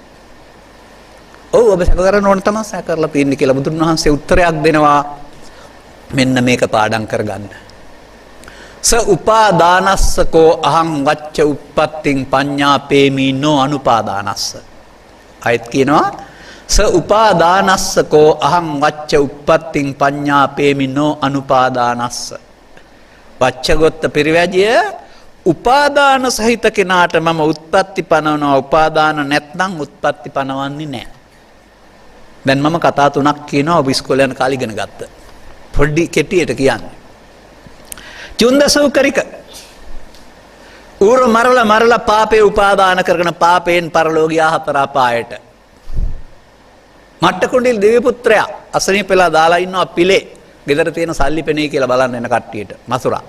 බුදුන් වහන්සේ වැඩම කරනවා දැකලා දැක පැහැදීමෙන් සාදු කීවා. පිනෙන් පරලෝ ගියා. පින උපාදානයෙන් දෙවියන් අතර ඉපදුනා. ආලාර කාලාම නැත්නම් උද්දකරාම පුත්‍ර නැත්නම් බග්ගව නැත්නම් සර්වමිත්‍ර ලෞකික ධානයක් උපදාගෙන ධානයෙන් පරලෝ ගිහින් බඹලෝ ඉපදුනා. ධානය උපාදාන කරගෙන. අපායේ ඉපදුනේ පව උපාදානයෙන්, කාමසුගතිය උපදින්නේ පින උපාදානයෙන්, බඹලෝ උපදින්නේ ධාන උපාදානයෙන්. උපාදාන සහිත කෙනාට උත්පත්ති පනවනවා. සරියුත් හාමුදුරුවෝ කොහෙද වැඩි ජීවිත අවසානයේ? පරලෝ ගියාද පරලෝ නොගියාද? ඔබ නම් කියයි පිරිනොම් වැඩියා කියලා ඇත්ත සිද්ධිය පරලෝ නොයාම. ඒ උපාදාන සහිත නිසාද උපාදාන රහිත නිසාද? උපාදාන රහිත නිසා. දැන් මම ඔබට කිව්වොත් බුදුසමේ පාපය උපාදානයයි කුසලයේ උපාදානින් මිදීමයි කියලා ඔබ ඒක අහලා තිබුණේ නෑ නේද? ඒකයි මට කියන්නත් ඕනේ. ඔය සම්මත මට්ටමින් පවෙන් වැළකුණාම අපාය අනේකෙන් විතරයි වළකින්න පුළුවන්. නමුත් සත්වයාට සසර ගෙනත් දෙන්නේ ජීවිතෙන් එහා පැත්තට උපාදාන කියන වැරැද්ද. මේක ජීවිතය තුළ එක්වරක් සිදුවන දෙයක් නෙවෙයි, ජීවිතය තුළ දකින්න පුළුවන් දෙයක්ුත් නෙවෙයි. විවරණය කරගන්න ඕන කොහොමද මේක වෙන්නේ කියලා. මට ලැබෙන ඉතුරු කාලය තුළ මම ටිකක් පැහැදිලි කරලා දෙන්නම්. ඔබ මව්කුසින් බිහිවි ළමා තරුණ මහලු මැදිවිය දක්වා ගත කළොත් පරලෝ යනවා. එතකොට උපත් එකයි මරණ එකයි. මේක තමයි පුද්ගලයාගේ උපත සහ මරණය. නමුත් ඔය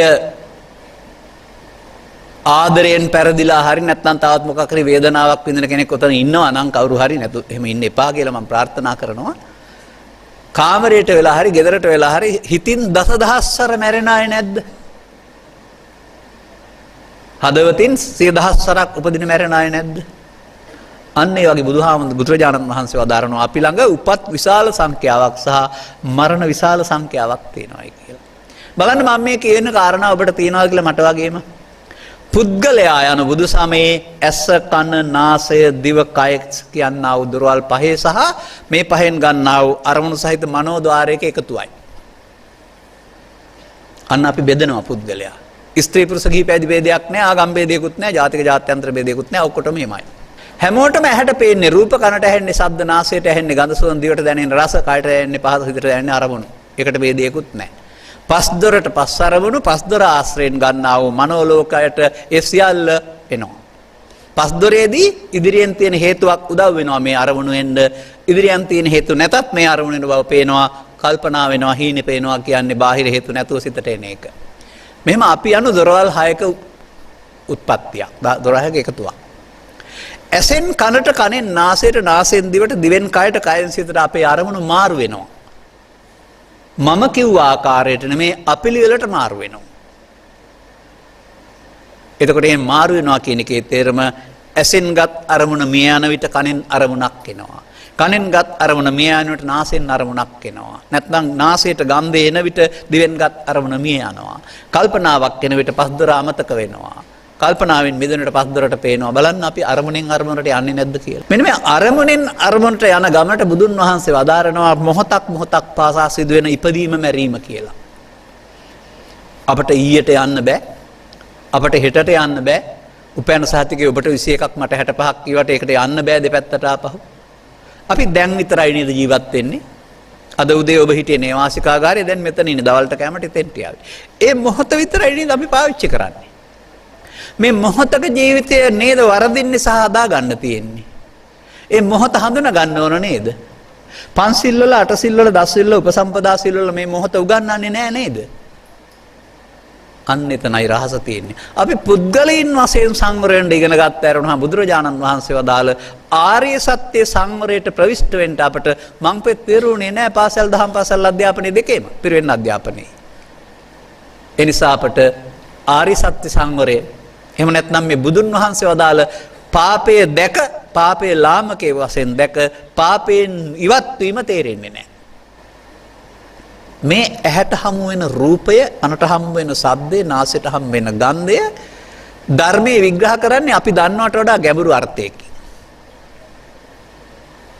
ඇහැට හමු වෙන රූපයට රූපේ කියනවා. කනට හමු වෙන ශබ්දයට ශබ්ද රූපේ කියනවා. නාසයට හමු වෙන අරමුණට ගන්ධ රූපේ කියනවා. දිවට හමු වෙන රසයට රස රූපේ කියනවා. කයට හමු වෙන ස්පර්ශයට පොට්ටබ්බ රූපේ කියනවා. මනෝද්වාරයේ කර්මන්ට මනෝ රූපේ කියනවා. රූපේ කියන්නේ මෙතන ශරීරයට නෙවෙයි, අරමුණට.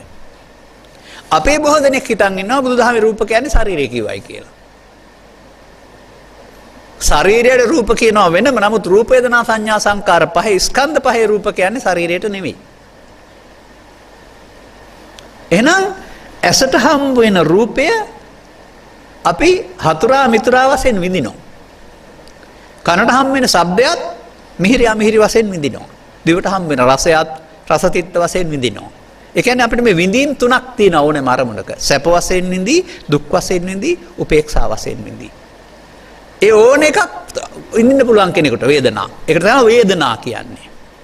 විඳීම ඇහෙන්නම් රූප රූපයක්, කනෙන් නම් ශබ්ද රූපයක්, එහෙම නැත්නම් ඒක ප්‍රියාප්‍රිය වශයෙන් හැඳිනීමට සංඥා කියනවා. ප්‍රිය වශයෙන් ගත්තොත් ඇලෙනවා, අප්‍රිය වශයෙන් ගත්තොත් ගැටෙනවා. ඒකට කියනවා සංකාර. ඇසෙන් අරමුණක් හඳුනා ගැනීමේදී රූප වේදනා සංඥා සංකාර හතරෙන් යම් කර්තව්‍යයක්ද කළේ ඒ සිදුවීම වෙනස් නොකර හඳුනා ගැනීමට විඥාන හේවත් විශේෂයෙන් දැන ගැනීම කියනවා. ඔබ යනු මම යනු ස්ත්‍රී යනු පුරුෂයා යනු බෞද්ධයා යනු අන්‍ය ආගමිකයෙක් යනු ඇසට අරමුණක් හමුවීමේදී රූප වේදනා සංඥා සංකාර පහක ඉපදීම මැරීමයි. කනට ශබ්දයක් හමුවීමේදී ශබ්ද රූපය මුල් කොටගත් වේදනා සංඥා සංකාර පහක ඉපදීම මැරීමයි. මේ නිසා දොරවල් හයෙන් රූප හයක්, වේදනා හයක්, සංඥා හයක්, සංකාර හයක්, විඥාන හයක් පහළ වෙන බව සංයුත්ත නිකායේ සත්තට්ඨාන කුසල සූත්‍රය තුල බුදුන් වහන්සේ මනවින් පෙන්වලා තිබෙනවා. ඒක අපිට දැනගන්න ලැබෙන්නේ අපි සමහරව හිතන්නේ පංචස්කන්ධය කියන්නේ ශරීරය කියලා. මේ රටේ තවමත් දේශකින් වහන්සේලාත් කියනවා උරුරුත් කියනවා. පංචස්කන්ධේ වරද්දා ගත්තා නම් එතනින් එහාට පාපය හඳුනා ගන්න බෑ. දැන් බලන්න උපාදානස්සකෝහං වච්ච උප්පත්තිම් පඤ්ඤාපේමි. එතන පෙන්වනවා බුදුහාමුදුරුවෝ උපාදාන කෙනාට උත්පත්ති පනවන්නේ කියලා. ඔබ ඉගෙන ගන්නවා සාමාන්‍ය පෙළ බුදු ධර්මයේ උසස් පෙළ බෞද්ධ ශිෂ්ටාචාරය කළා නම් සංකිට්ඨේන පංච උපාදානස්කන්ධා දුක්ඛ නැත්තම් අභිධර්මයේ කළා නම් ධර්මාචාර්ය විභාගෙට පංච උපාදානස්කන්ධය දුකයි. ජීවිත දුකයි නෙමෙයි පංච උපාදානස්කන්ධය කියලා එකක් අපි ළඟ හැදෙනව නොදන්න නිසා මේක හදාගත්තොත් වෘත්තියෙන් මොන දක්ෂයෙක් බුද්ධිමතෙක් වුණත් අර බුදුන් වහන්සේ වදාළ දුකට මුහුණ දෙන්න වෙනවා. පංච උපාදානස්කන්ධය. ඒ කියන්නේ ඇසෙන් කනෙන් නාසයෙන් දිවෙන් කයෙන් අරමුණක් හමු වුණාම සිදුවෙන සිද්ධිය ලෝකේ ඔක්කොටම හරි. ඕකයි මම කතා කරන්නේ අපි කතා කරන්නේ මානව දහමක් කියලා කියන්නේ. ඒක කතෝලික භක්තිකෝ එහෙම කියන එකක් නෑ. ඉස්ලාම් භක්තිකෝ එහෙම කියන එකක් නෑ. නමුත් ඇත්තද බලන්න. එහෙමයි. මේකට තමයි අභිධර්මය කියන්නේ. පචිත්තසයික රූප ගණන් කරන එකට නෙවෙයි. මේක තමයි දෙවෙනි ධර්ම දේශනාවේදී බුදුරජාණන් වහන්සේ ලෝකයට එකතු කළා වූ අනාත්ම දර්ශනය ඇතුළත් අනත්ත ලක්කන සූත්‍රයේ අභිධර්මය. මේ පුනර්භවය දැනගන්න, පවෙන් පිනෙන් පරලෝ යන්න දැනගන්න එක වළක්වන්න මේ ස්කන්ධ පංචකයාගේ ඉපදීම මැරීම නම් වූ කියන කාරණිය තේරෙන්න වෙනවා. ඒක පංචස්කන්ධය කියන වචන විතරයි පාසලේ දහම් පාසලේ උගන්වන්නේ ගැඹුරට යන්නේ නැහැ. එහෙනම් ඇසෙන් කනට කනෙන් නාසයට නාසයෙන් දිවට දිවෙන් කායට ස්කන්ධ පහෙන් පහට අපි උපදින්න මැරෙනවා. පාලියෙන් එකට කියනවා කන්දේසු ජායමානේසු ජීයමානේසු නියමානේසු. ස්කන්ධ උපදිත්ම දිරත්ම මැරෙත්ම මොහොතක් පාසාම ඔබද උපදින්නේ හිය දිරන්නේ හිය මැරෙන්නේ හිය.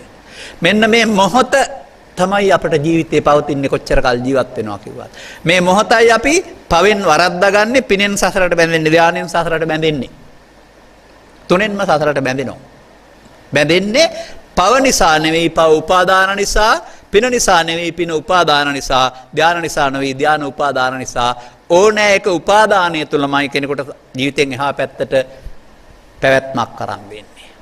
උපාදානය කියන වචනේ ඔබේ තේරුම දැඩිව ගැනීම, උපාදානය කියන වචනේ තේරුම අනාගත ඵලයක් සඳහා හේතු ඉතුරු වීම. තේරුම් කරලා දෙන්නම් මෙහෙම. මේ දවස්වල ගොයන් කපනවා. ගොයන් කපලා පිදුරු ටික කමති දාලා යනවා නැත්තම් කුඹුරේ. ඊළඟ ගන්නට පිදුරු ඕන නැහැ අපිට පිච්චුණත් එකයි කොහෙද වුණත් එකයි. නමුත් ගොයන් ගහ මැරුණේ නැත්නම් පැහුනේ බීජ ඉතුරු කරලා. ඊළඟ ගන්නට ගොයන් ගහ පැලවෙන්නේ නැහැ. නමුත් අර බීජ කෙතේ පැලවෙනවා. මේ ගොයන් ගහත් තමන්ගේ પરම්පරාව පවත්වන්නට ගහමිය යන විට පැසී බීජ ඉතුරු කරලා තමයි යන්නේ. අපිත් මේ පෘථග්ජන භාවය තුළ පව තුළ ඉතුරු කරනවා කර්ම බීජ, පින තුළ එකතු කරනවා කර්ම බීජ, ධාන තුළ එකතු කරනවා කර්ම බීජවත් ද්‍රව්‍ය වශයෙන් අල්ලන්න බෑ. මේ කර්ම බීජ රැස් වෙන්නේ උපාදානය තුළ.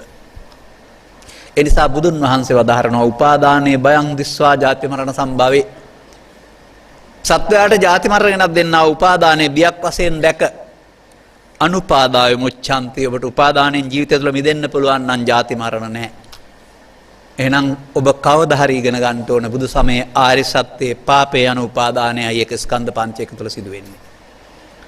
ස්කන්ධ පංචකය තුළ උපාදානයේ නොවි අවසන් කරනකොට උපාදානයෙන් මිදෙනවා කියනවා. එතකොට එහෙනම් පව් හේතු ඉතුරු වෙන්නේ නැත්නම් අපාය හතර නැහැ, පින් හේතු ඉතුරු නැත්නම් දිව්‍ය ලෝක නැහැ, ධාන හේතු නැත්නම් බඹලෝ නැහැ, අන්න සතෙක් නැහැ කියන්නේ කර්ම විපාකයි. සංසාරයේම කර්ම නැති විට සතර ඇවිදින්න කෙනෙක් නැහැ. බුදුසමයේ ගැඹුරු සත්‍ය. ඒක අපි තේරුම් අරන් කරගන්න ඕන දෙයක්. කාලේ නැති නිසා සසර ඇවිදින එකේ විපාක පිළිබඳව පැහැදිලි කරන්න කාලයක් මට නැහැ. ඒ නිසා මේ තේරුම් ගන්න ඕන කරුණ ගන්න. ඔබට පැහැදිලි කළේ. මේ අරමුණ නැසුණට හේතුවක් ඉතුරු වෙනවා. උදාහරණයක් මෙහෙම ගන්න. ඔබ කවුරු හරි එක්ක තරහ වෙනවා. අතෑර දාලා ගෙදර ගියා නම් හෙටේ පිළිමල කාරණයක් නැහැ. නමුත් තරහ වෙන්නේ Taman පරාජයටපත් වෙලා, මදිකමටපත් වෙලා, නින්දාවටපත් වෙලා ප්‍රතික්‍රියා දක්වන්න බැරුව.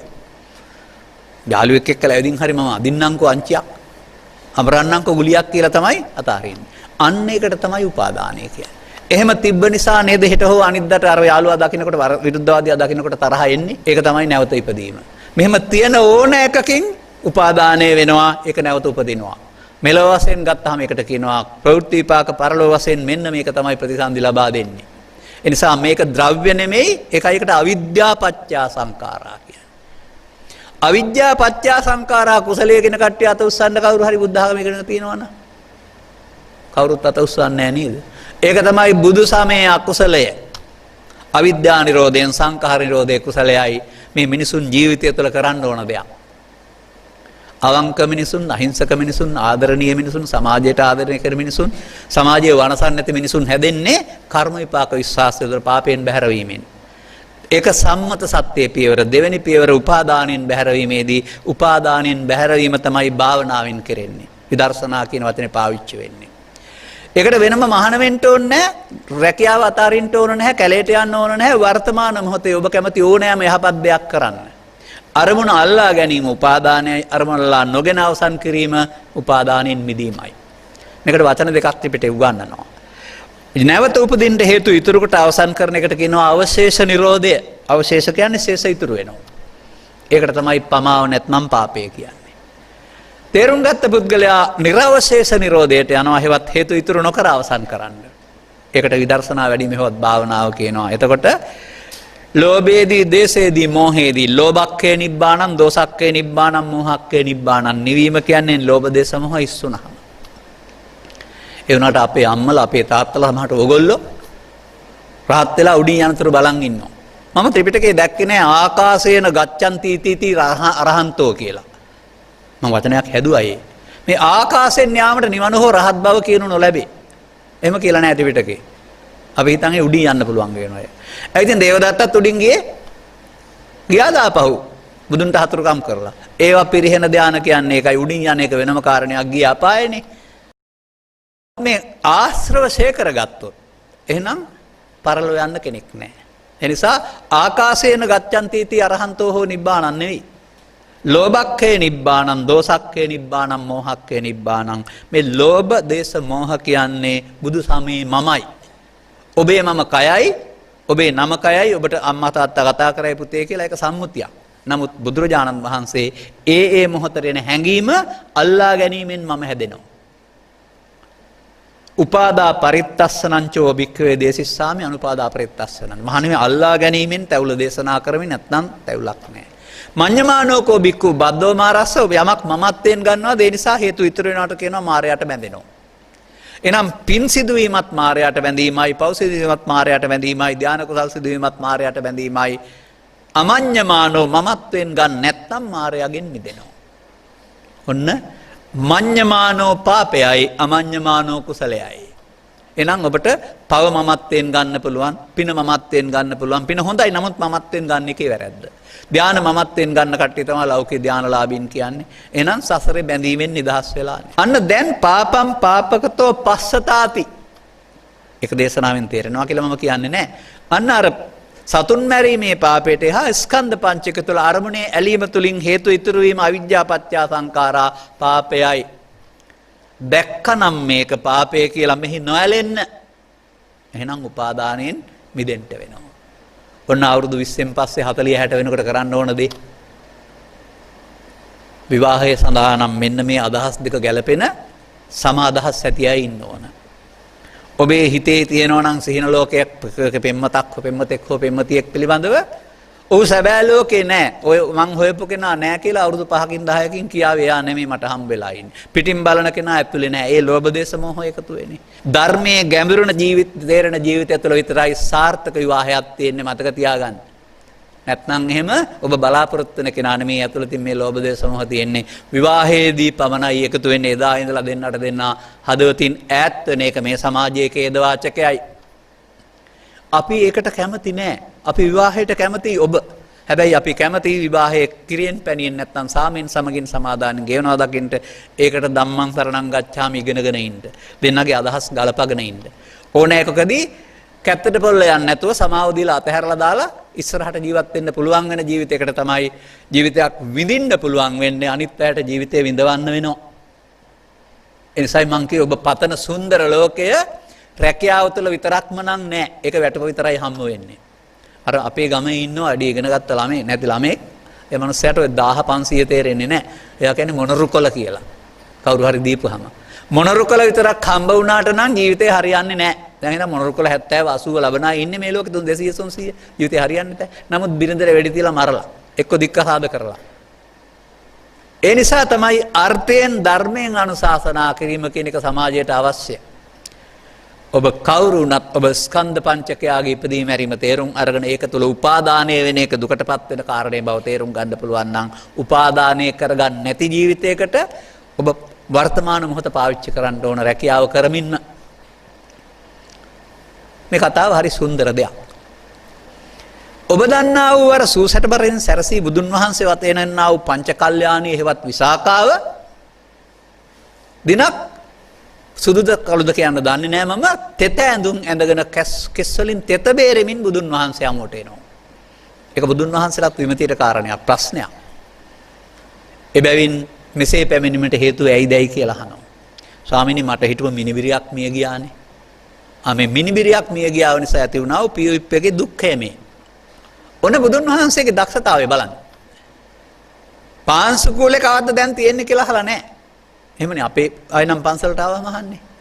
විසාකාවනේ ඔබට මිනිබිරියන් කීයක් හිටියාම ඇතිද? ස්වාමීනි මේ නුවරේ ඉන්න ඔක්කොම මගේ මිනිබිරු වෙනවා නම් කැමති. ඔන්න උපකල්පනයක් ඔස්සේ දැන් කතාව යනවා. දැන් ඊළඟ ප්‍රශ්නය. විසාකාවනේ මේ නුවර දිනකට කී දෙනෙක් මිය යනවද? ස්වාමීනි දෙන්නාගේ සිට 10 දෙනා දක්වා මිය යනවා මලවුන්ගෙන් හිස් නැහැ. දැන් පෙන්වන්න හදන්නේ මොකද්ද? එක්කෙනෙක් මිය ගිහින් දුකටපත් වෙලා දැන් ඔක්කොම මිනිබිරිය වුණාම මොකද වෙන්නේ? දවසකට මරණ 10යි නැත්නම් තෙත අඳින්නම වෙනවා තෙත නාන්නම වෙනවා. එවිට ඔබට කිසි දවසක විල ඇඳුම් ඇඳගෙන ඉන්න පුළුවන් කියලා හිතනවද? සාකාවෙනි. තේරුණා. ස්වාමීනි මට එක මිනිබිරියක්වත් එපා. අන්න එදාට කියන කතාව. මේ මිනිබිරිය කියන එකෙන් පෙන්වන්නේ කෙනෙක් නෙමෙයි උපාදාන කියන වචනේ මතක තියාගන්න. යාර දුකට උනේ උපාදානයනේ. මොනවා අල්ලගත්තත් උපාදානය. අන්න බුදුන් වහන්සේ වදාරනවා යේ සංකෝ විසාකේ සතං ප්‍රියානි සතං තේ සම්දුක්ඛානි ජීවිතය දුකයි කියලා කියන්න එපා. ඒක ත්‍රිපිටකේ නෑ වැරදි. විසාකාවෙනි ජීවත් වෙන්න ගිහින් උපාදාන 100ක් හදාගත්තොත් දුක් 100ක් තියෙනවා. අන්න ළමා කාලේ අඩුයි මහලු වෙනකොට මේ උපාදාන සංඛ්‍යාව වැඩි නිසා තමයි අර සාමීන් සමගින් සතුටෙන් ජීවත් වෙන කෙනා ආච්චි 100 බවටපත් වෙලා දුකසේ ජීවත් වෙන්නේ. ඔබට මේ ඉරණමටපත් වෙන්න සිදු නොවේවා යන්න මගේ අනුශාසනාවේ සැඟවුණ ප්‍රාර්ථනයයි. බුදුන් වහන්සේ මේක පයශීෂත්ත්‍ය ලියන කාලේ ආරෝහණ අවරෝහණ කරන ඉගෙන ගත්ත විදිහට ආපහු ගේනවා අවරෝහණ ක්‍රමයට. 90ට 80ට 70 60ට ගෙනා ගේනවා 10 දක්වා. 90 නම් 90යි 80 නම් 80යි 70 නම් 70යි 10 නම් 10යි කියනවා. 10 ඉඳලා 9 8 ක්‍රමයට ගේනවා පල්ලෙහාට. උපාදාන සංඛ්‍යාව. විසාකාවෙනි උපාදාන එකක්වත් නැති විට ජීවිතයේ දුක් එකක්වත් නැත. දැන් හරිද? ඔන්න බුදුදහමේ පරමාර්ථ බලාපොරොත්තු. මේ උපාදානයයි පාපය කියන්නේ එකක්වත් නැති කරගන්න පුළුවන් බුදුන් වහන්සේ වදාළ සංස්කාරයන්ගේ අනිදුක්ඛ අනාත්මය කියන ධර්මයේ පාවිච්චි කරපුවාම. මට ඒ අනිත්‍ය පදේ පැහැදිලි කරන්න වෙලාවක් ආවේ නැහැ. එතකොට එහෙමනම් බුදු සමයෙන් පෙන්වන්නේ උපාදානයේ වී යන ජීවිතය දුක්සහගත වෙනවා. ඒක තේරුම් ගත්තාම ආපහු යන්න පටන් ගන්නවා. මේ යන පැත්තට යන එකට අනුසෝතගාමී කියනවා. අපේ බෞද්ධ සමාජයේ සිට 99ක් අනුසෝතගාමී. නමුත් ආපහු යන්න පටන් ගන්න එකට කියනවා පටිසෝතගාමීන්. එතකොට උපාදාන එක එක අඩු කරගෙන යන්නේ. අඩු වෙන්න පටන් ගන්නකොට සෝවාන් කියනවා, සකෘදාගාමී කියනවා, අනාගාමී, රහත් කියනවා. දැන් එකක්වත් නැහැ. දැන් පරලෝ යන්න හේතු සරියුත් හාමුදුරන්ට නැහැ. පව් හේතුත් නැහැ, පින් හේතුත් නැහැ, ධාන හේතුත් නැහැ. දැන් පරලෝ නොයාම ඕකයි සතෙක් නෑ කියන්නේ. කර්ම විපාක නැත්තම් සතෙක් සසර ඇවිදින්න නෑ. සංසාරේම කර්ම විපාක. පාප කර්ම විතරක් නෙමේ පුණ්‍ය කර්ම විපාක. උපාදානීය තමයි සත්වය අපාය දිවි ලෝකේ බ්‍රහ්ම ලෝකේ ගෙනියන්නේ. බුදුදහම උපාදානෙන් මිදීම මුල් කොටගත්තා වූ දේශනා දහමක්. ඒක ජීවන ප්‍රතිපදාවක්. ඔබ හැම දෙනාට ජීවිතයේ අගට යන්නේ නැතුව අද පටන්ම මෙන්න මේ තේරුම් අරගෙන Taman කැමති රැකියාවක් කරමින් කැමති විදිහට ජීවත් වෙමින් මව්පියන් රැක බලාගෙන යහපත් පුරවැසියන් බවට පත් වෙමින් උපාදානෙන් මිදෙන ජීවිතයක මිහිරියාව විඳින්නට අවශ්‍ය පදනම දමා ගැනීමට මෙම කරුණු පැහැදිලි කිරීම හේතු වාසනාව වේවායි කියන සුභාශිංසනයේ ප්‍රාර්ථනා කරමින් මම කල් වේලා අවසන් වී ඇති බැවින් ධර්මානුශාසනාව මෙතකින් අවසන් කරනු ලබනවා. සෑම දිනාටම තෙරුවන් සරණයි.